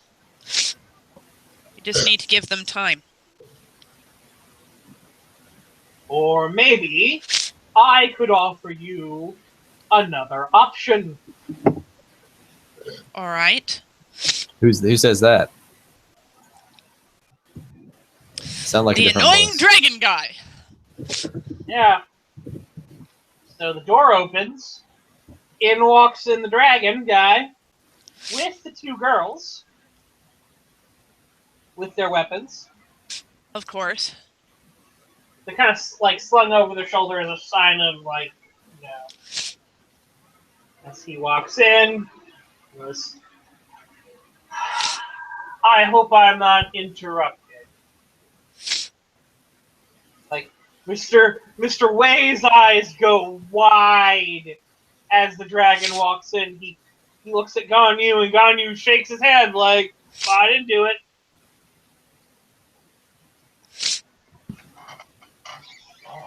Shui goes, we don't want no trouble. We don't want no trouble. We just talking, sir. It's like, please call me Sun Young. Sun Young, sir. No need for sir. I am here to protect.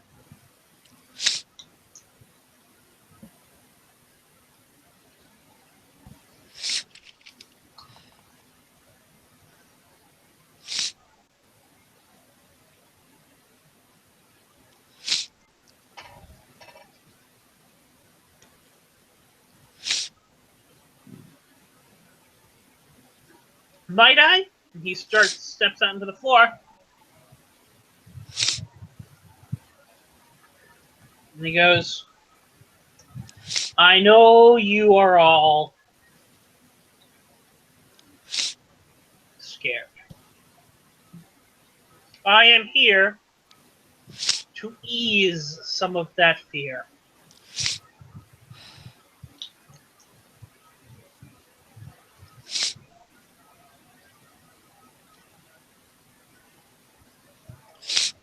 You have all suffered long under incompetence. The burden of tasks left undone has wrongfully fallen upon your shoulders. You are all good and productive workers. For that, you should be rewarded. Starts going out and starts handing out cards to everyone.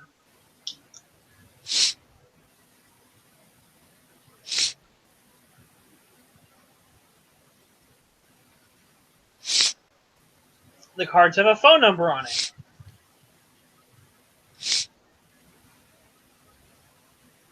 Keep those numbers. Don't share it with anyone. Those are your numbers. If ever you need me, you can call. I will have my people there within a moment. They can be very fast.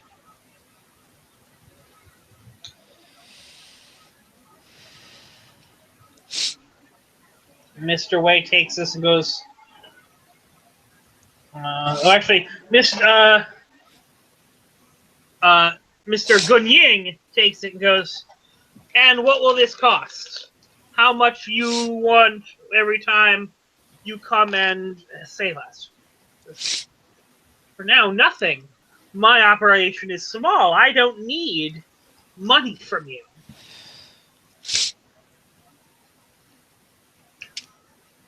All I need is your support. So I just kind of stop, and he looks at you. It's you.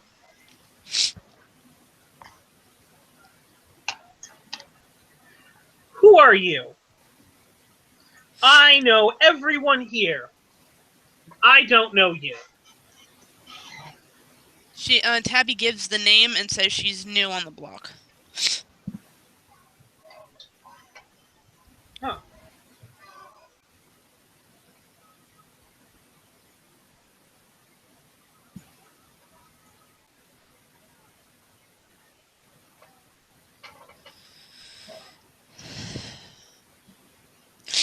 Yeah, fuck it. I'm not rolling deceit that high, man. No way in hell.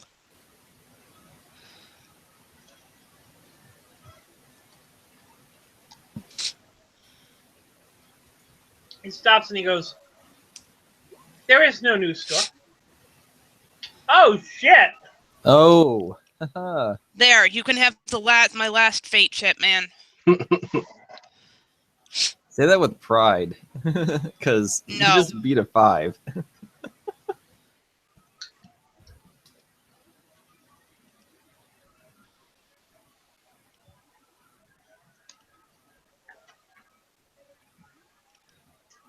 admittedly, it starts into all right. You are all right. So admittedly, this is. Let me describe basically what happens. So he starts going. I know everyone. I can name all the people, and you start throwing names back at him, and basically start insisting that like He doesn't know everybody. that he doesn't know everyone. If he doesn't know you, then he obviously doesn't know everyone, and he obviously isn't someone able to support this thing. And so we kind of go, all right, very well, I guess I'll have to come visit your store.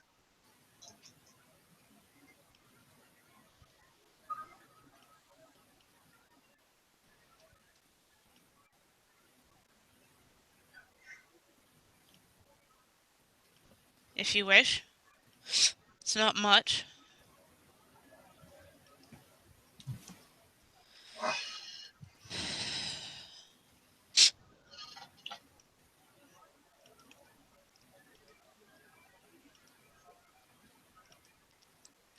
And then he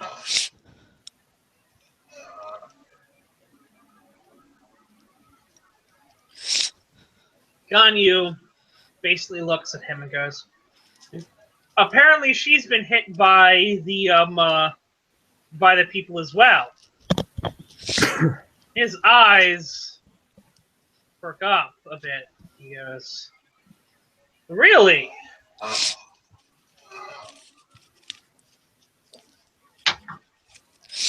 See, you don't know everything.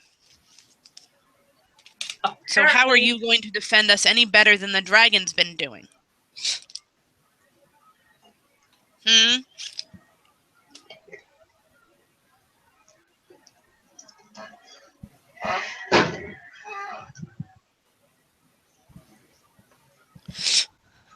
All Maybe right. you should learn a city before you try to defend it. Social combat time, unfortunately. Yeah, and I have no more fate chips, so You should have just fuck left it. it at that.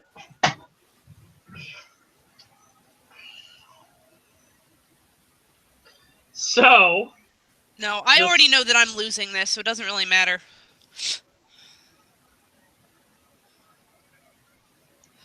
So what am I rolling, Brandon? Don't just calm down, all right? What am I rolling? You're not rolling anything. Calm down. No, what am I doing? Calming down. Okay? Not gonna happen. What am I doing? Calming hell down. Oh no, it's another war. All right, wake me up when it's over. It's not really gonna be a war. All right, social combat. What do I need to do? What's your empathy? 1. I bought empathy just for this purpose. All right. You will go second. Oh shit! Fuck.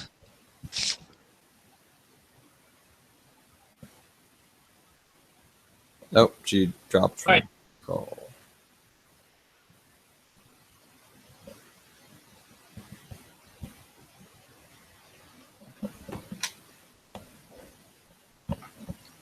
So, Patrick, how are you doing? I'm awake. I'm tired.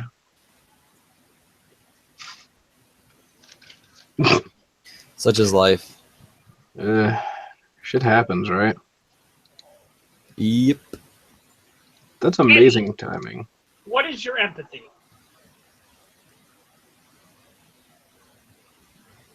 Who, Eddie? Yeah. 1.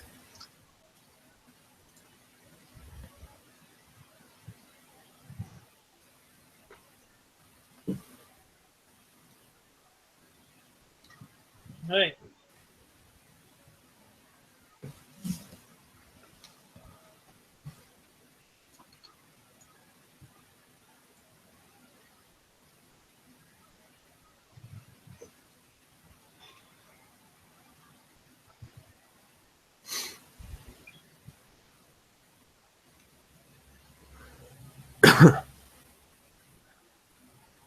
1 second.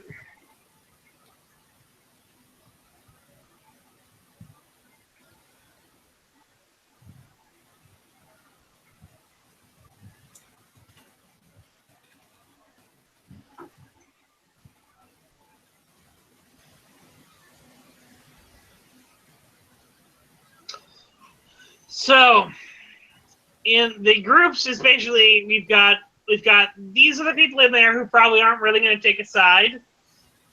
We've got Ryu.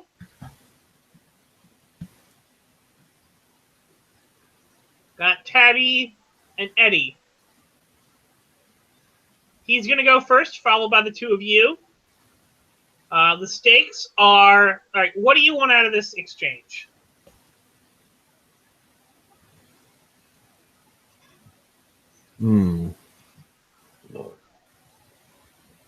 I mean, I presume that Tabby does not want for him to appear to be so, high and mighty as oh, I know everyone, I can do a better Welcome job. back. So she's trying to, so you can speak for yourself. Okay.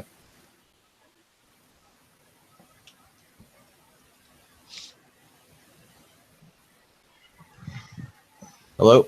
Hello?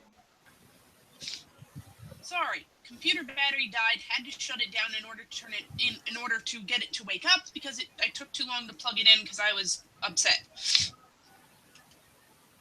All right.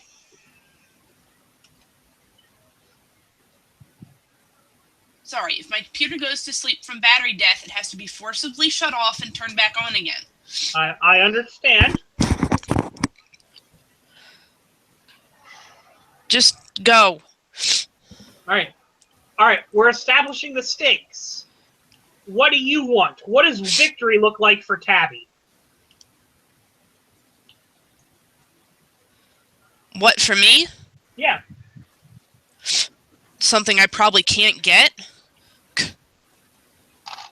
Stop being cute and tell me what is victory like. No, seriously, I want him to leave. I want him to leave that place. Just leave us with the cards and go. I just want him to leave. So you want him out of here. But I don't know if I'm socially adept enough to get that to work. You want him out of here. I just want him to leave the meeting. All right. So Tabby wants him to go.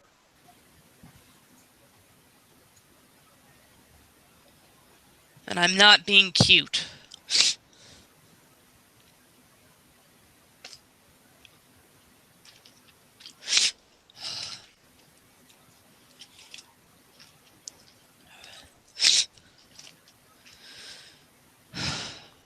He wants you exposed. No, duh. All right. So, he's going to get to go first. He is going to start. He is going to start by. He basically steps up there, and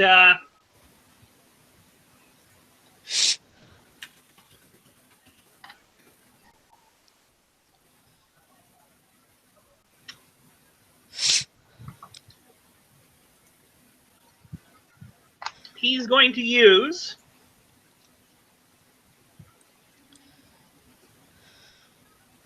intimidation.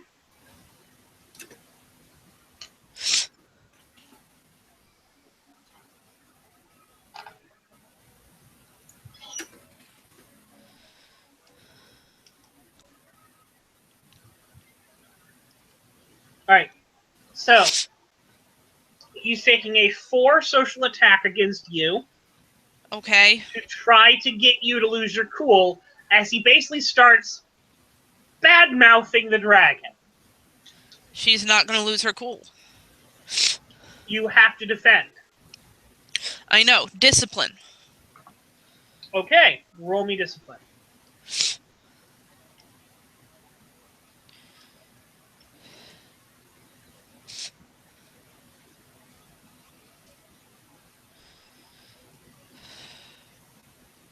Fuck.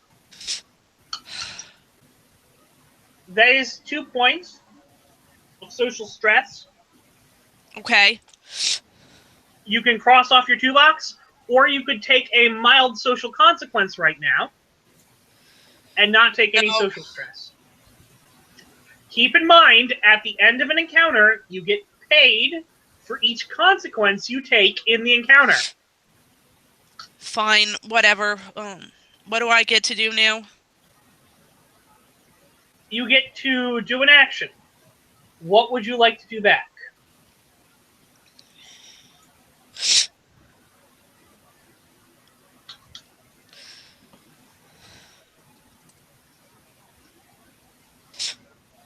Want him to leave the place.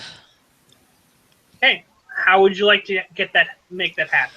But I don't have anything with a high enough additive to make a difference for the dice rolling like shit. Right now.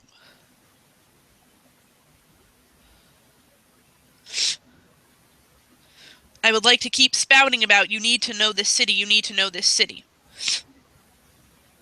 All right. And spouting information about the shop she knows. All right. Would you like to? All right. Would you like to establish an aspect? Would you like to apply stress to him? I don't know how to do this, Heather, Brandon. be quiet and let me explain your options, and then you pick one. All right? But I don't know what they mean. Okay. Do you know what apply an aspect means? No. All right. It means you come up with an aspect that gets put on the scene or on him. It can be whatever you want. You do this by performing a maneuver. Okay. Still don't know what that means. All right.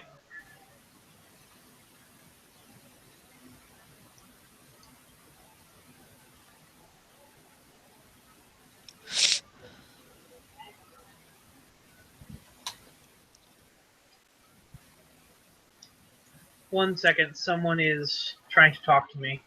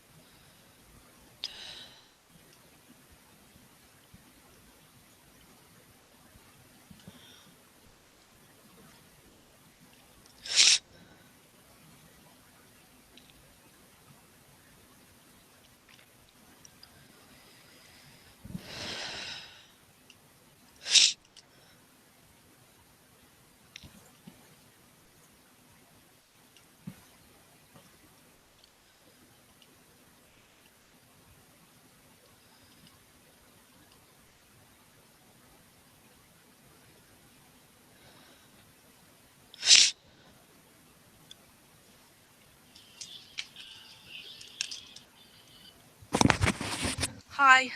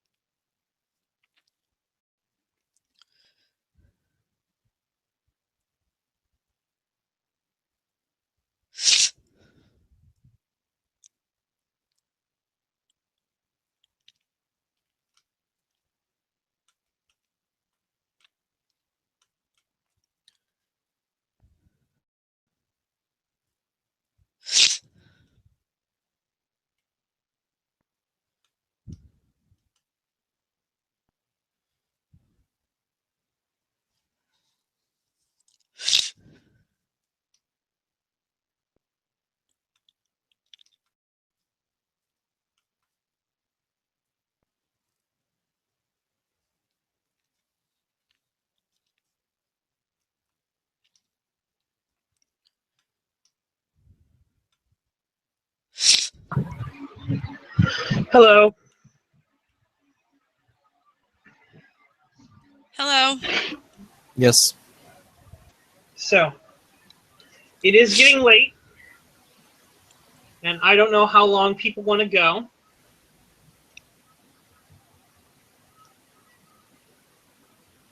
I want to try and finish this. Okay. Well, we're still in the middle of his turn. He has tried to do 2 social stress to you. You can choose to absorb it on your And stress. I want to put an aspect. All right. Listen to me, please. I already said I was going to take it as consequences. Okay. What consequence would you like to take from it? I don't know. My brain can't think right now. If your brain can't think right now, then maybe we should let this go until next week. No. All right. Well, then other people will need assistance for what you can do.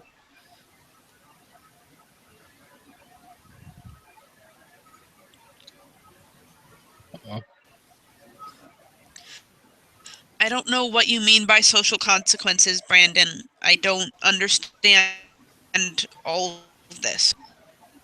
Okay. It is going to take me some time to explain it. I was hoping that since I know we had done combat in the past, that it would have. I've never done combat. You've not done combat. I could have sworn you were here for combat, though. No. No, I have never done combat, and it's never been explained to me. All right. Well, then I'm sorry for that.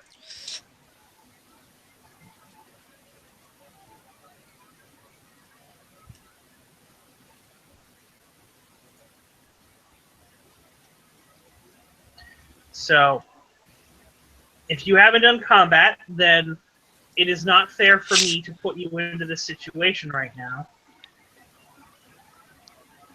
So, let's... I walked myself into it, Brandon. As a game master, I am trying to say that it's not fair for you as a player.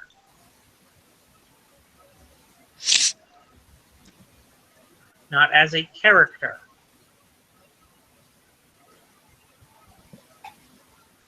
It's fine. Just explain it as we go along. Okay.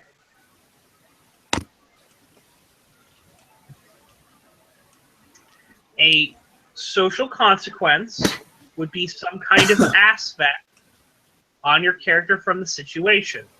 It could, since it's a social thing, it would be something that you would get in a social context, such as like a physical consequence would be like sprained wrist. A mental consequence could be something like paranoid or possibly headache. Though headache could also be physical. Social might be something like flustered, visibly annoyed, ashamed, disgraced, something like that. And it's something that you've gotten. Can I go with annoyed? Annoyed. Very well. So you have a minor social condition of annoyed. That annoyance can be used against you, but when it is, it will earn you fate checks. Do you understand? Okay. All Yeah. right. So now we're moving on to your turn. Would you like to go first, or would you like Travis to go first? Repeat that. Would you like to go first, or would you like Travis to go first? Because you're both at 1. Well, I want to put an aspect on him, but I don't know how well I'm going to roll on that right now. Right. So you want to do a maneuver. Well, and Travis is more socially than I am. What's your intimidation? 1. All right. Travis, what's your intimidation? Oh, 0. You are better at social fighting than Travis is. Well, that's surprising. Travis is probably better with putting aspects out there, maybe. But the thing is, you can do that too. Yeah, I know.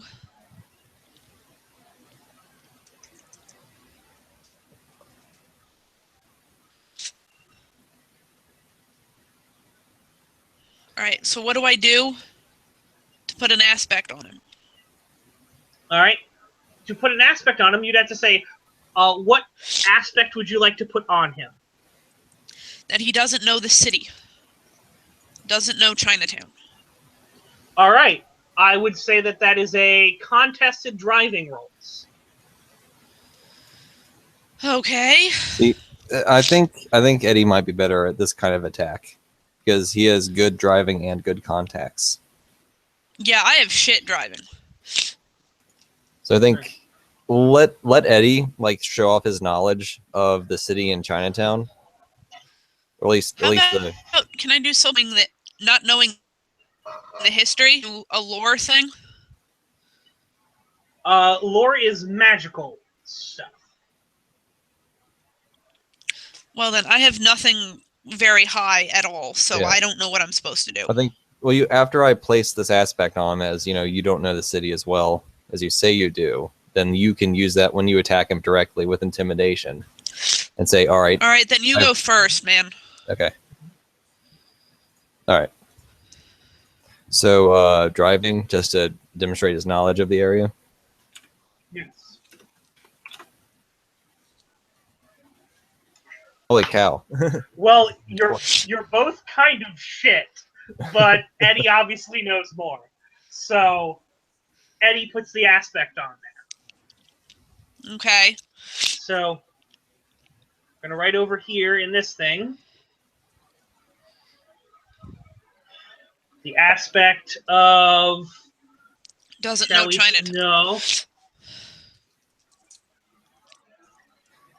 I like to imagine they're both sort of fumbling over each other and be like, oh yeah, what about this street? And like, I don't know. Well, what about you? And where's this street? And they're both talking about just being terrible at knowing things. Yeah, but you know more than he does. But Eddie gets off a slight edge. So the aspect Ryu doesn't know Chinatown, which is all right. That little dash E at the end means Eddie has a free tag on that he can pass to other people. So now, Tabby, it's your turn. You could. Okay. All right. 1 second. Let me pull up your character sheet. Don't have very much, other than punching him in the face. It's the only thing I'm really good at. I'm sure we're gonna find something. Nearly a lot of this game is thinking creatively. There is always an answer. It's not always easy to get the answer, but there's always an answer.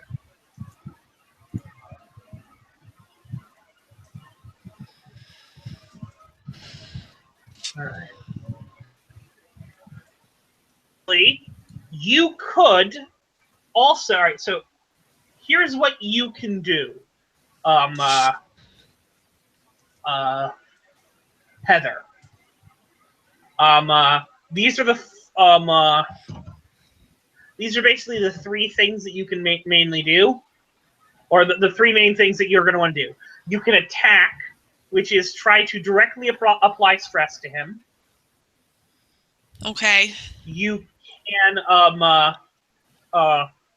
can try to do a maneuver, which is put an aspect either on him, the scene, or yourself, or something else. Because you can put aspects on yourself, such as you could try to calm yourself down because you are flustered. So you could try to put an aspect on yourself of inner calm by just calming yourself down and not doing anything and making a discipline roll.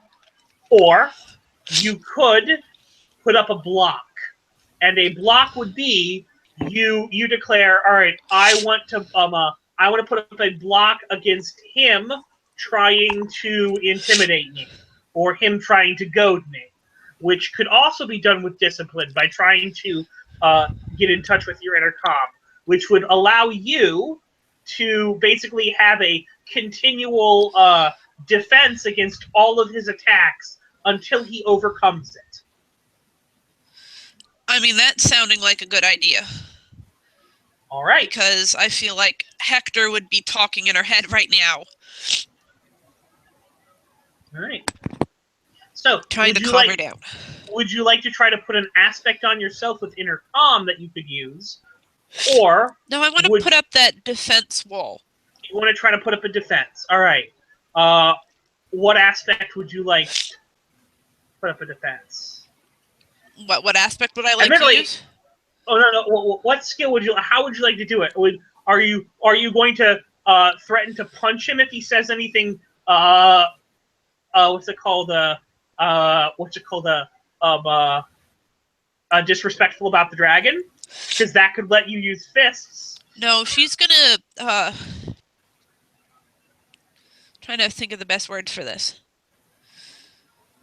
Take a stance, I guess, and become an immovable wall herself of sorts, and just be like, stand tall and stand against him and not be maneuvered by his social shit. All right. Roll me discipline.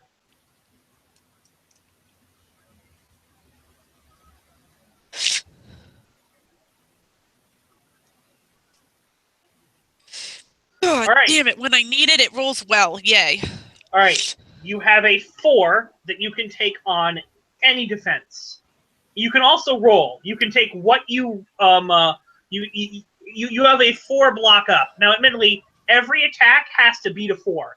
As soon as he beats a 4, though, he has ruined that defense. Does that make sense? Yeah. All right.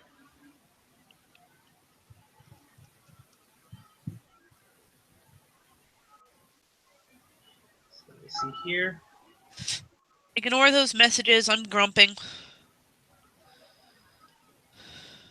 All right.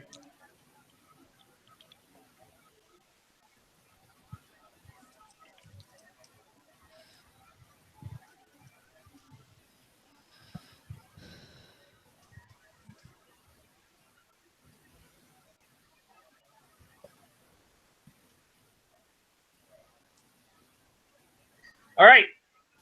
So he again starts continuing to talk about the negative responses of the dragon. Like, what does it matter about the? It's like my lack of knowledge of the city doesn't matter. I mean, like, do you think the dragon knows about or cares about all this stuff like that? You know, things of that, and doesn't even faze you because you have a block up already. Yep. So, all right. Now it goes to you two. Who would like to do what? I'm thinking. I'm not sure how the time frame would involve this, but I'd like to sort of take this opportunity to, sort of ruin his reputation.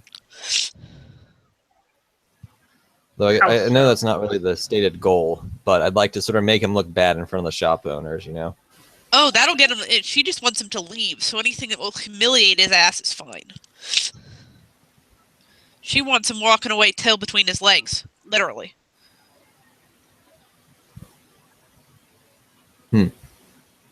I'm trying to think of how that would work, because that might just be something that you have to attack him, and then have him take a consequence from that.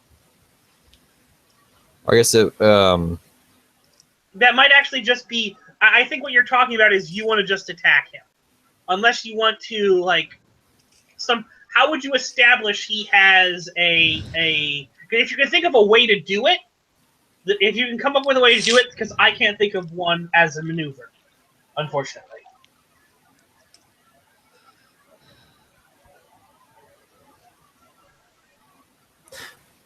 Possibly, I don't. That's a hard one because he does have his guards there. If he could possibly incite the other shopkeepers onto, Tabby's side. You would like to? You want to try to convince all the shopkeepers, or one in particular? Because I'll say all the shopkeepers is you're trying to do a performance. You're trying to play to the audience. Yeah, I have no performance, so Eddie would not be doing that. But a single shopkeeper, I could say that's a rapport check. I think we could probably get Lim on our side if he isn't already. All right, he might be on your. He probably is the easiest one to get on your side. And admittedly, that might mean that he starts taking turns also.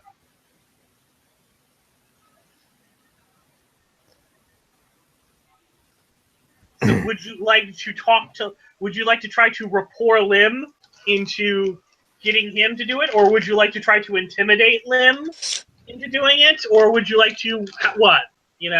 I'd like to use rapport, if anything. All right. Do you have any ideas, Heather? What you want to do this turn?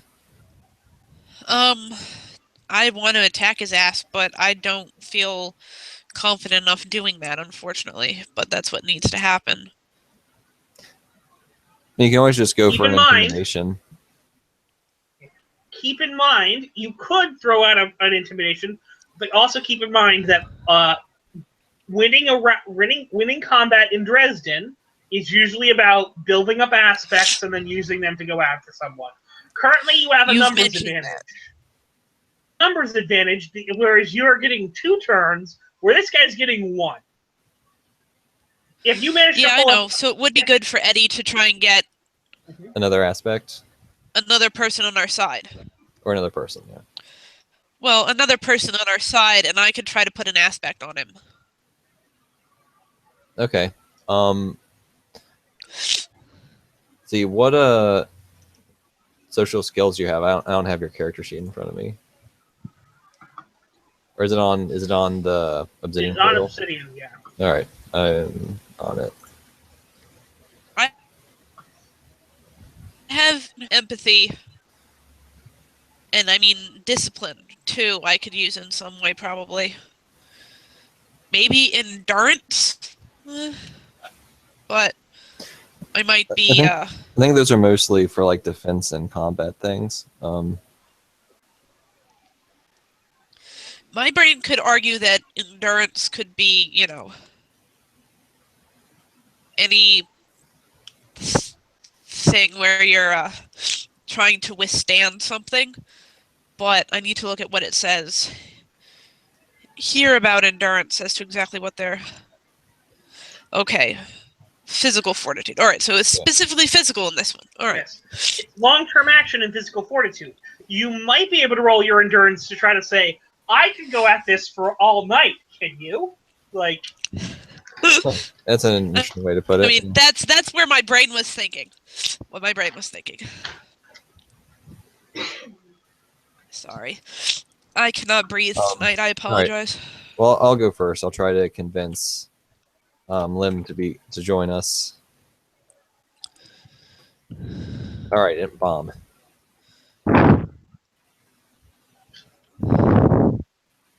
All right. I mean, it's not too That's bad. fair.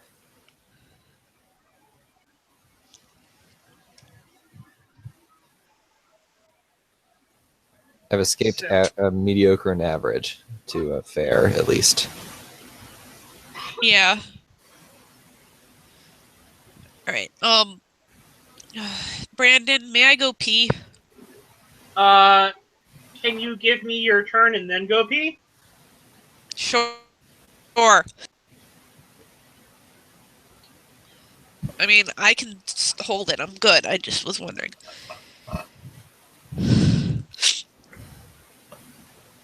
Alright, so start thinking about what your turn is. I'm going to say, so I'm guessing, alright, so what do you do, Eddie, when you do this?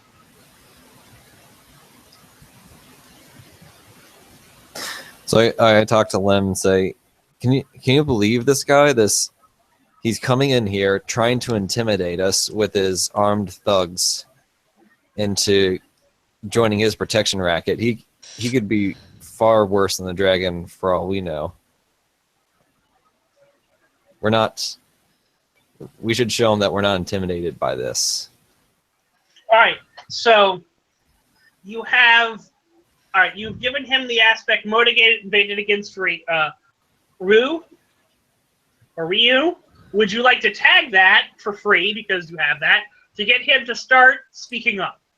Yes. All right.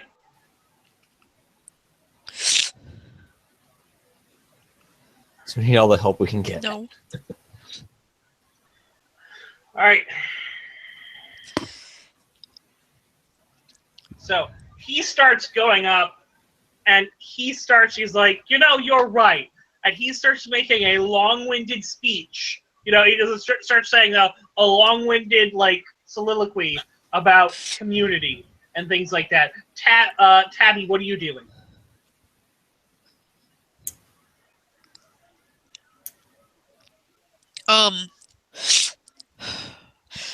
I'd like to tag an aspect on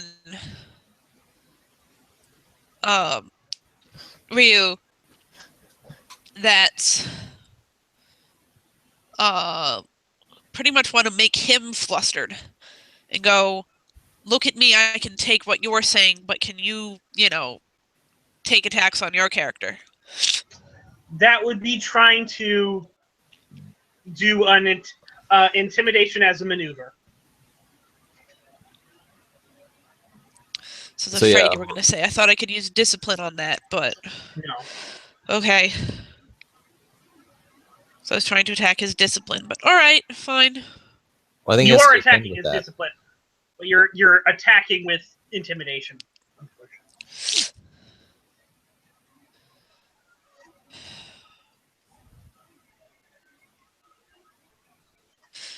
Well, fuck.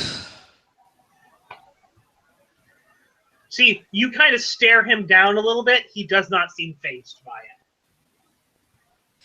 Alright, whatever. Alright, go to the bathroom. No, let's just keep going. I'm fine. Are you sure? I'm having a chat with my bestie. I'm good. What can I do for you? Alright. So, Zhang Yi. Alright.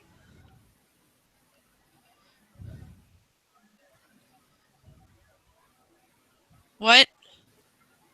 So.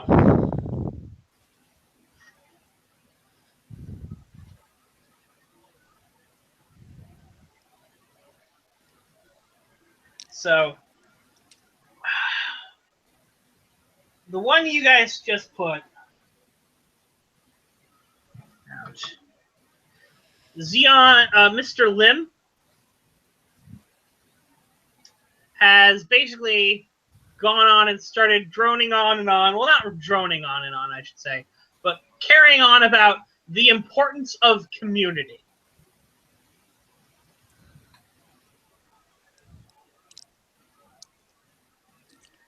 And how it's needed. Admittedly, that's a free tag for any of you guys in the next one. Ryun Sung Young is trying again with the intimidation, and it does not work. Nice. So he's going on about the dragon.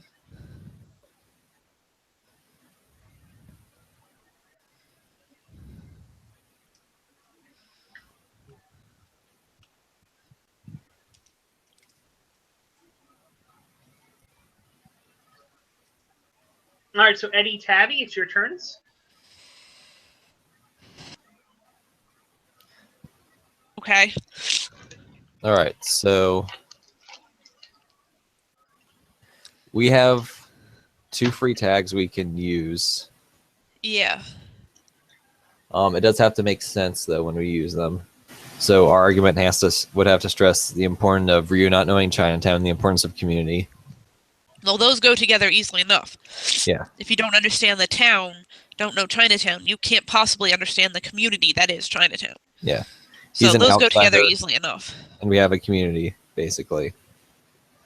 Yeah. He's not needed or wanted here. Yeah. Get the hell out. Something like, we are a family here in Chinatown. We do not need an outsider that I think does we not could know us. either try to use that as an intimidation, as an attack on him, or maybe as a sort of performance to get everyone on our side in this entire thing. I can see doing performance on that, but I don't have an ad in that at all. Yeah, neither do I. Yeah. Admittedly, Mr. Lim does. Mr. So we Lim can let just him do used that. Mr. Lim used importance of community to establish used performance to establish the importance of community. Well, he could also use performance to establish that Rue's an outsider. Maybe. He is, although he would need some kind of direction to do that. Okay, yeah. I mean, how do we go about giving him that direction? Someone Probably spends their turn and whispers to him. Admittedly, it would be giving us direction to do it, but you could do it. I understand that, but it would get us another aspect on him that would then get us another... Well, you're probably going to get another aspect. It's just I'm going to choose what he does. Okay. Yeah, I know. Yeah. So, yeah, he could do that. The thing is, he goes after you guys, so... Yeah, I know. I'm just not sure what else to do. Because I'm just so down on the dice right now. Their skills are definitely combat, physical combat oriented, which is, as I said, I be built great. a beat stick, not a social character. Yep. Beat stick. She hits things. She needs to get better at talking to things.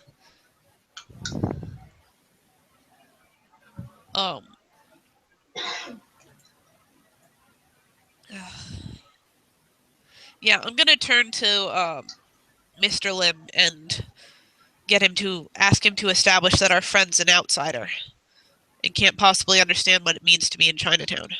Yeah. So you just start making small talk with Mr. Lim. Still watching Rue, though. Yeah. Never taking my eye off him. Yeah. So you're doing that. Eddie, what are you doing? Now I'm gonna go pee. I'll be right back. Let's see. I'm trying to think of a creative way to use my good contacts. I could try to... I don't want to be redundant to say that he's an outsider again. I can try to... I'm not sure.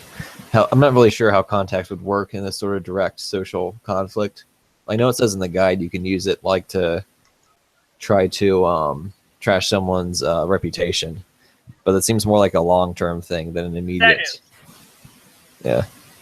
That is a long-term thing. However, contacts is also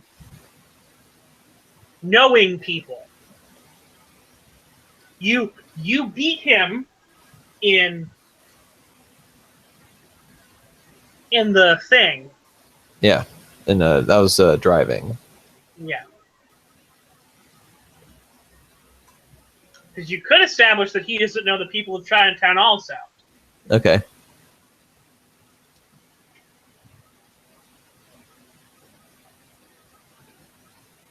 Yeah, sort of like, I know the people of Chinatown, do you? All right. Admittedly, unfortunately, you don't. Okay. So I'm going to assess a -1 penalty on you. Okay.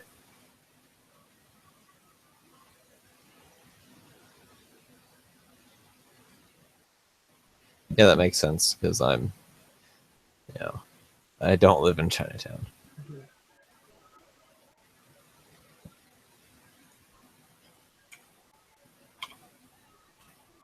All right, I'll just work that into the roll I do, so it's already a -1.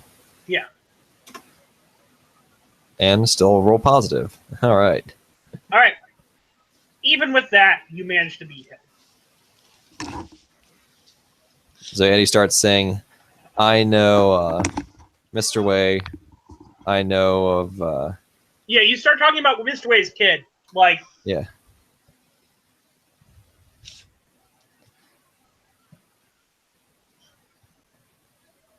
Chang. I can actually go into a bit of detail about him. roll me lore. You, Eddie. Okay. I think it's a 0. But we'll see. Managed to break even at least. Okay. Oh, I get a 0. Right.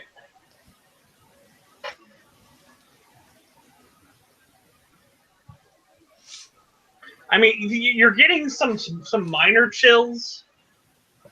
Things, minor stuff. I just put the aspect we are part of the community. Okay. Because that seems like a fitting aspect title for what you established. That makes sense. Yeah. And this chin. Yep, there he goes.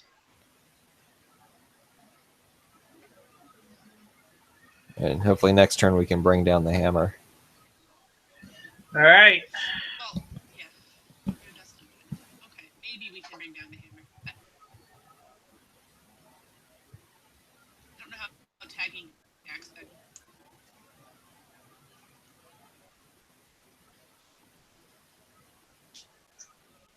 Ryu is an outsider. All right. As Jan starts speaking up, all of a sudden, Gon Yu stands also and starts going, "Can't you see what they're doing here? These people are obviously in league with the dragon." Oh boy. Yeah, I can see that coming. I can just barely hear you, Heather. Sorry. Yeah, I could see that coming.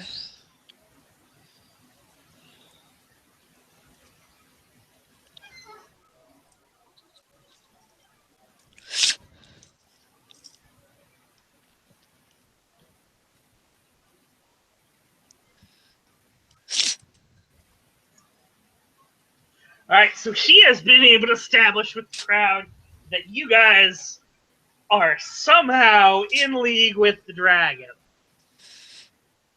Brandon, Yes.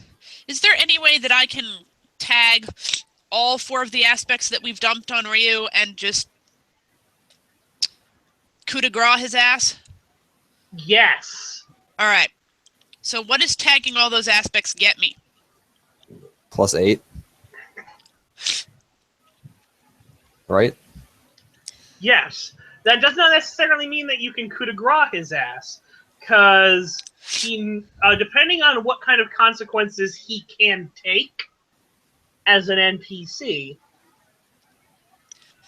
I mean, I can do some serious social stress to his ass too. You can, which And is that's get him what it is. It is taking him out. Coup de grace his ass is delivering social stress to him. Yeah, I'd like to deliver a shit ton of social stress and get him to run away with his tail between his legs. That's the ultimate goal here.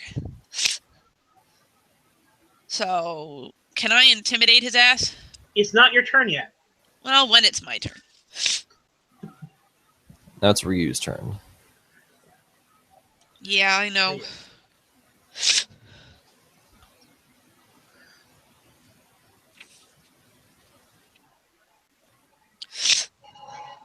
Ryu starts talking about his defense of Mr. Yi. Oh, Fuck.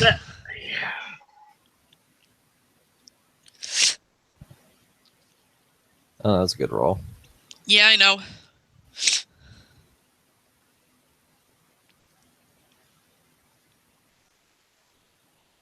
I know. That was coming. Ugh. This is getting out of hand. Yeah, well aware of that.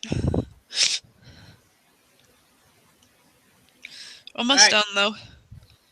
So he starts playing up his defense of Mr. Yi. Okay. Eddie and Tabby, it is your turn. All right. I would like to intimidate him, please. Alright. Do you want to go before or after Eddie? I don't know. What is your plan, Eddie?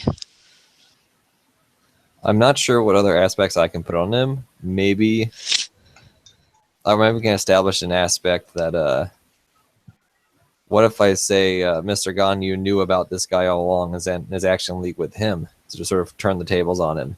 Oh, we're in league with the dragon. You're in league with this guy. With this guy. Yeah, do it. All right, so that would be deceit, I think. I'm not good deceiving. I mean, it's either going to be deceit or it's going to be empathy to try to figure out something about him. Because if you want to try to read him to see if they're in league, that's empathy. If you want to make a deck, because all right, do you want to assess that he's in league? Or here are the paths that it can go down.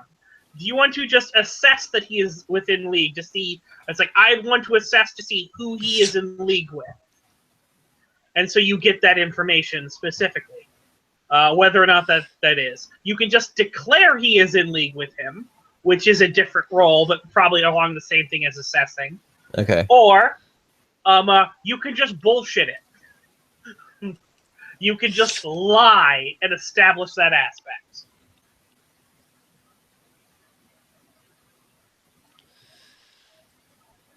Okay.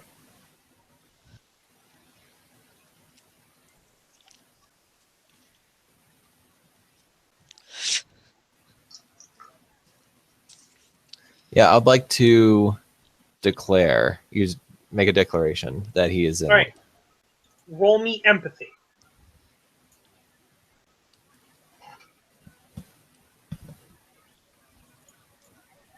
And you're looking for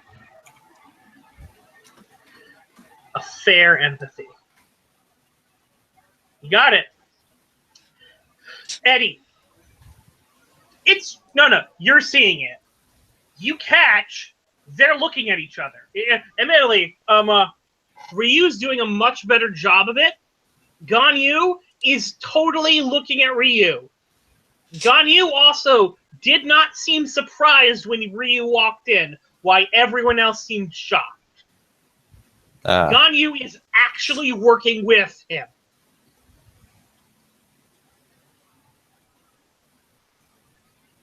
So yeah, he says. All right. No. Yeah. That is an aspect that just you know about on him. You assessed the aspect. You assessed one of his aspects. You didn't put it on the scene, but you got an aspect about him. Okay. It's you specifically. Yeah. Admittedly, you could in the next turn tag that to try to attack him or something. But it's specifically on him for right now. All right. So that was my turn. So, Tabby, do you want to... I would like to try intimidating Ryu, tagging all the aspects we've put on him so far. All right. Roll me intimidation. And how are you using the aspects? What are you saying to use them? I don't really have words at the moment. Like, I'm not good with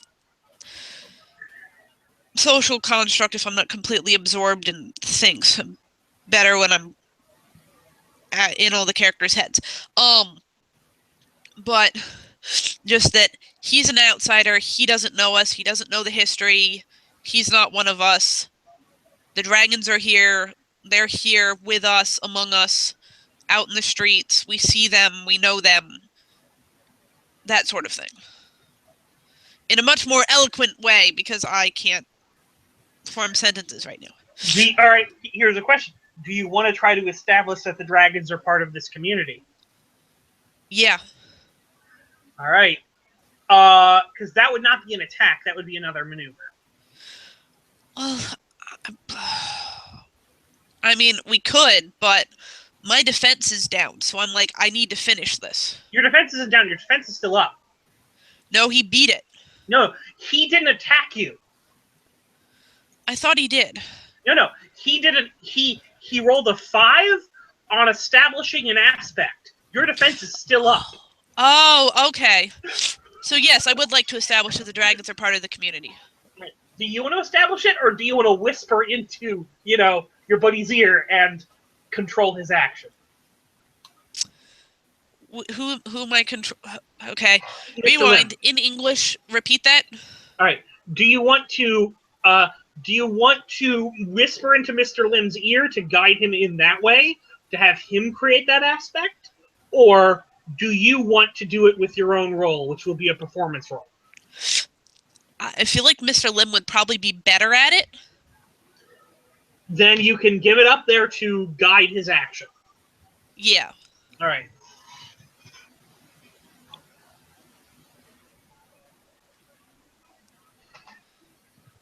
All right. All right, so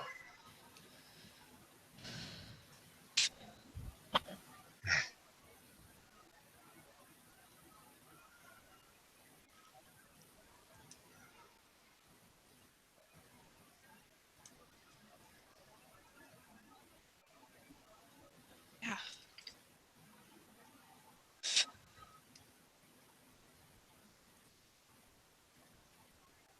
all right. Unfortunately, he doesn't do so well. He only establishes what's called a fragile aspect. This aspect only exists once. As soon as it's tagged, it goes away. Okay.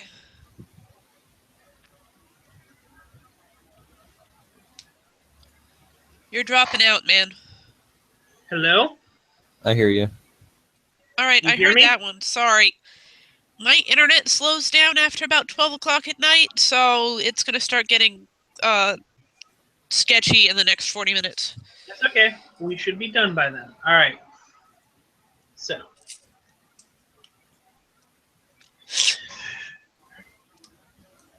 Unfortunately, Mr. Ganyu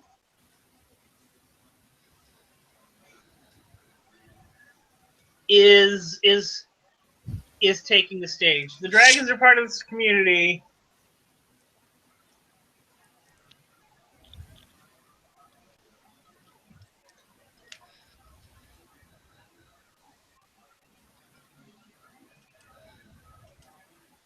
The dragons can't be trusted.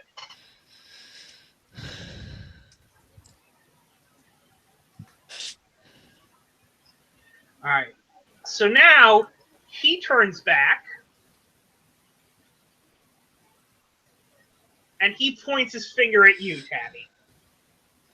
Okay. And he starts, all right, Ryu starts castigating you. Saying that obviously these are you are puppets of the dragon, and thus cannot be trusted, and that his own defense of Mr. Geese obviously shows his nature, and that you, I mean, he's changing because it's the top of the round, so. The stakes are somewhat changing. Now he just wants you to leave. All right. Okay. Doesn't care about exposing you. He wants you to leave now. Okay. So 4, 5, 6, 7, 8, 9, 10. 10 stress reduced by your block. Or you can roll for defense right now. Will the block help? Yes. Okay. What do I roll for defense? Oh no. You'll take either the block or your defense. So the defense does not add to my the block does not add to my defense. No. Okay. The block I can be can't taken take in 6. the block can be taken in defense in place of it. So we're gonna roll me discipline. Make sure you don't get like a 5 or anything. All right. Okay.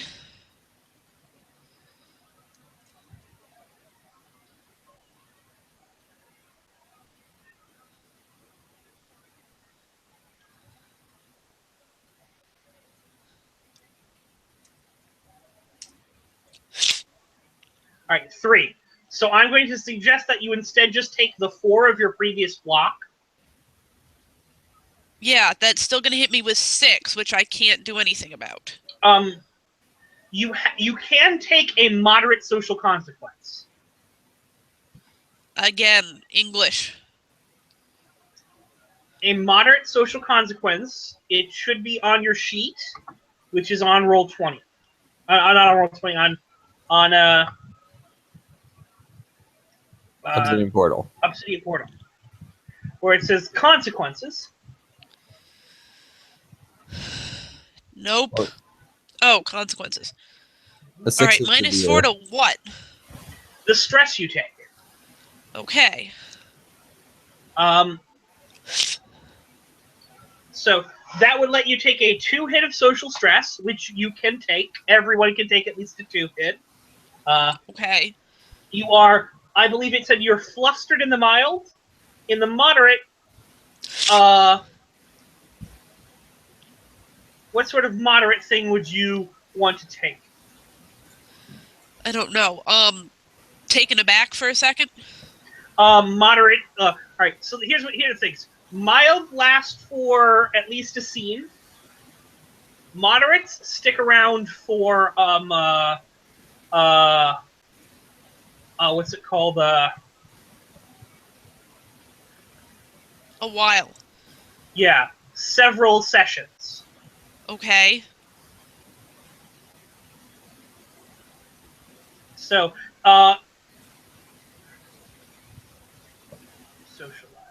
social would be an example of a moderate social consequence would be, let me see.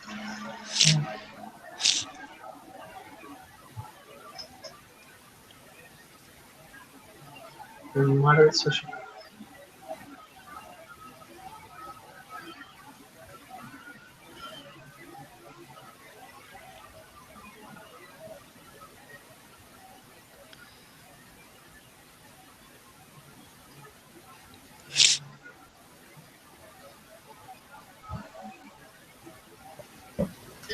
It could be something like exhausted, exasperated,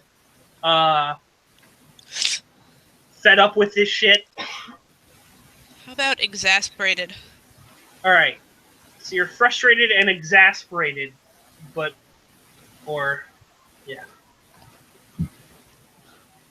So that's there. Admittedly, they have used all of their aspects. And I'm about to use all of mine Yeah. because I'm fed up with this shit.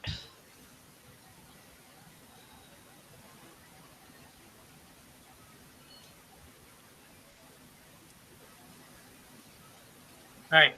So I've done that. So he just totally tries to blow you out of the water. All right. So now it is your guys' turn. All right. If you wanted to, you could concede. No. I understand.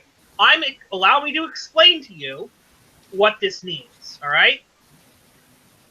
If you get taken out, you get taken out on his terms. If you concede, you can control basically everything, although it has to be a clear loss for your character. Admittedly, by taking a moderate consequence, you have already basically shown that you are going to be at a disadvantage, a significant disadvantage because of it, and you'll still get paid out for those chips, for those consequences, if that makes sense. Yeah.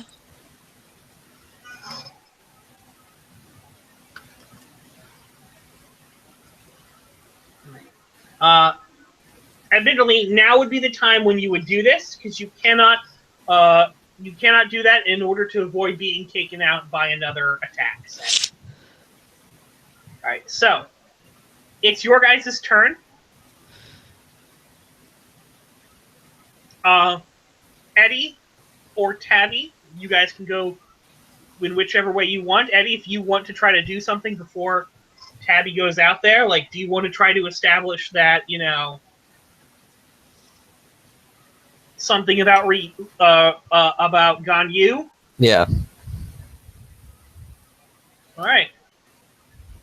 Do you want to try to do an attack against him, or do you want to just try to smear him to everyone else?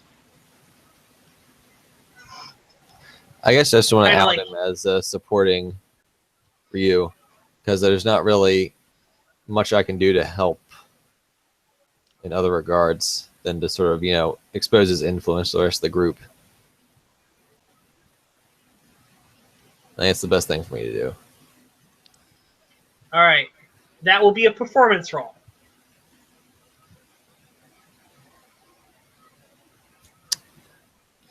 He's Okay. going to defend 4. Target's a 4.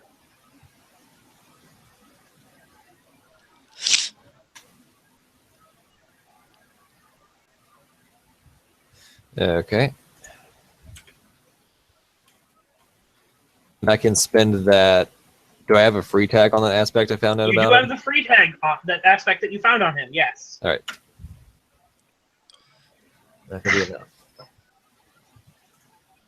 But I do have a chip, which I might as well spend, because it's 11:30.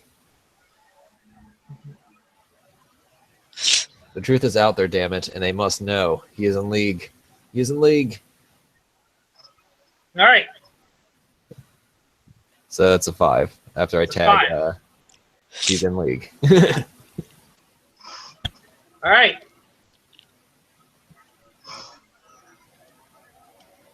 Eddie puts on a damn fine performance. Good job, Eddie. We love you. Roll me deceit, Eddie. Oh no. All right. That damn fine performance was not necessarily in your Chinese voice.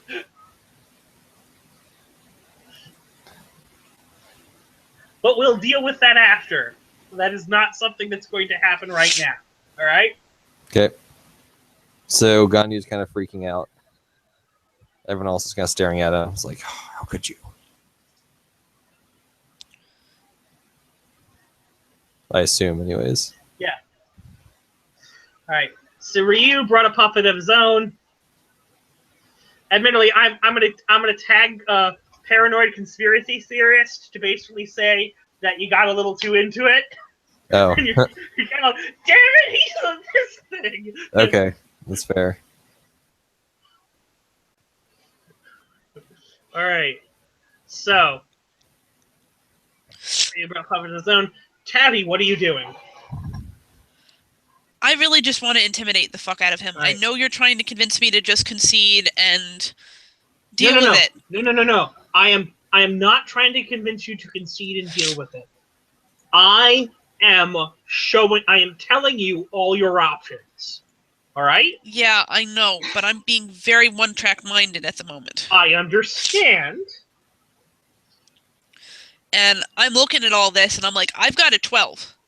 I've got at least a 12 on this guy. Okay.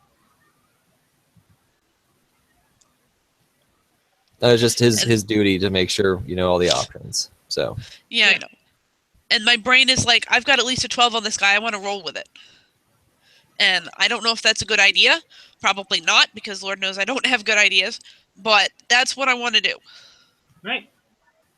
Do you want to still be pretending that you're this person, or do you want to try to do you want to say announce who you are when you do this? actually, That is wait, another option. No, that's going to guarantee that I lose. not necessarily, because he sort of gave that up.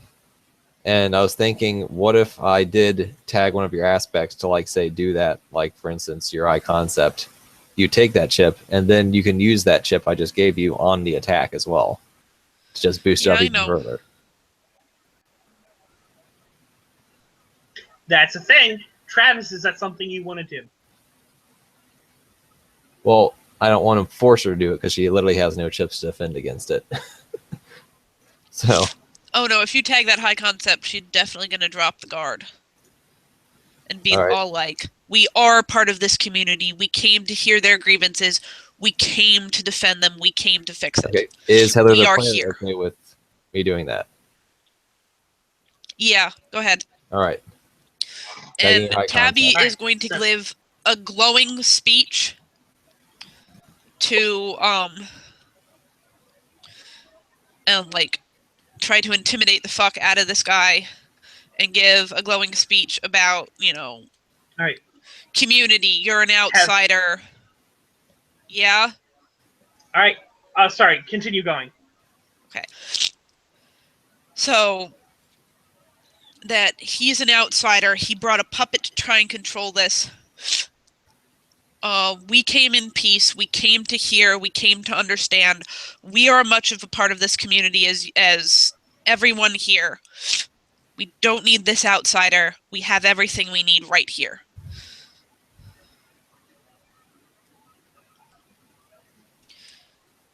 All right.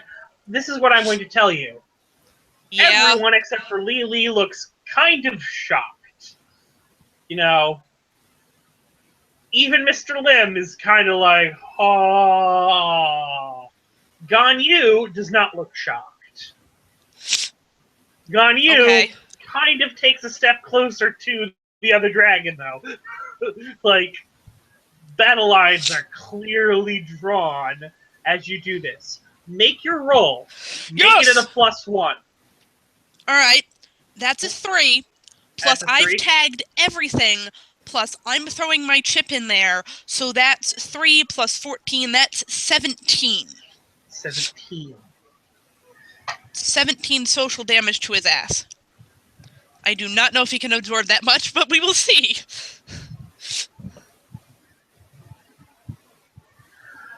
That's a 17.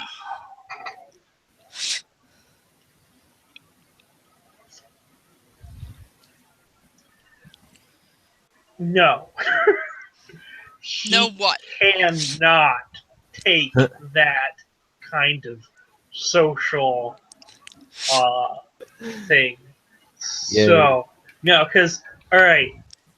Even if he has severe consequence,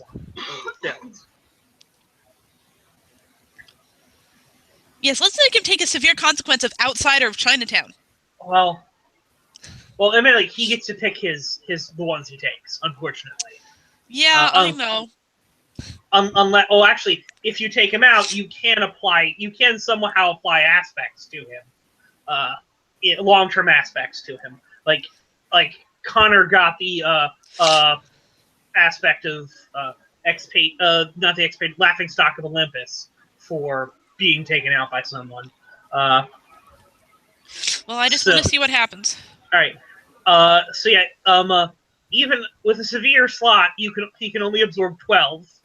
And then 12, 13, 14, 15, 16, because you only have 4 slots unless there's something else involved. So he only has 4 slots he can only have 4 slots for stress. So no matter which way you slice it, you have taken him out. Yay. Yes. All right. Teamwork. One tiny little success in this war. All right. So, but now allow me to read ending conflict. Taking someone out. When your character no longer absorbs stress, the character is taken out and decides to lose his conflict. The opponent decides how the character loses. So the outcome must remain within the realm of reason. Dying from shame in a duel of wits is unreasonable. Someone embarrassing themselves and fleeing in disgrace is reasonable. While the other player gets to decide the manner in which the victim loses, the loser still controls the specifics of their character's scene in an essential way, and is allowed to modify whatever the winner states to make sure that whatever happens stays true to their character's form. Basically, it's like you can say he runs out, you can't say he runs out crying like a little bitch. Like you could say he cries. I know. You know, but anyway.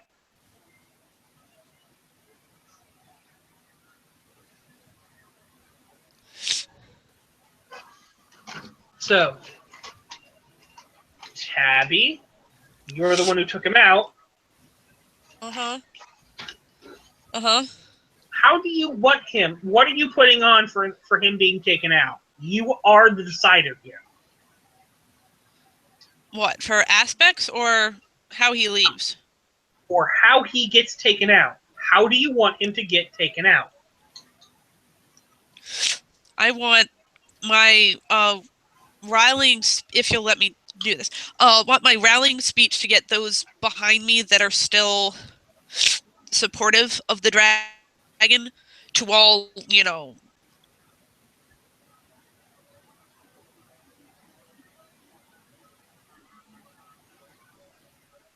I don't hear anything. We're all like, clear. I think you cut out.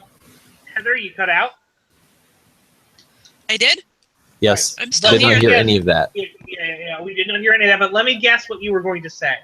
You want to have the crowd decidedly stand behind you and basically convince him that that's he sort of one of the things that... Let me explain before you interrupt me, all right?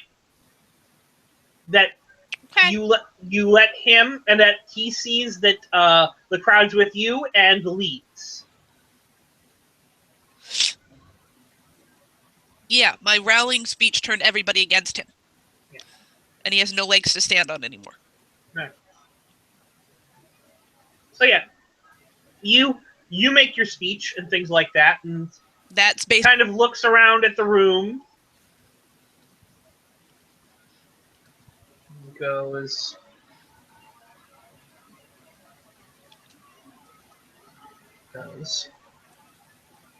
I can see I'm not wanted here, and I can see that I was proven right.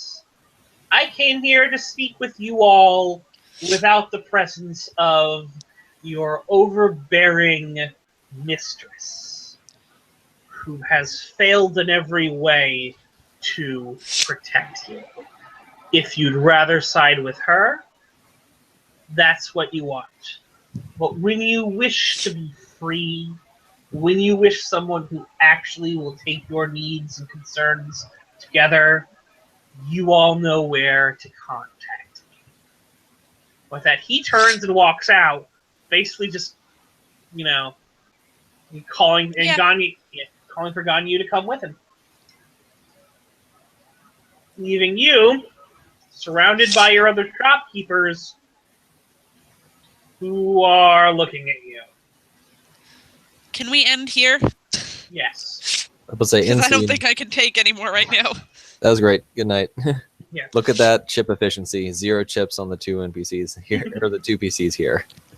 0 chips, and we kicked ass. It was great. Yes. Fantastic. One small success. Yes. I'm giving you a digital high five.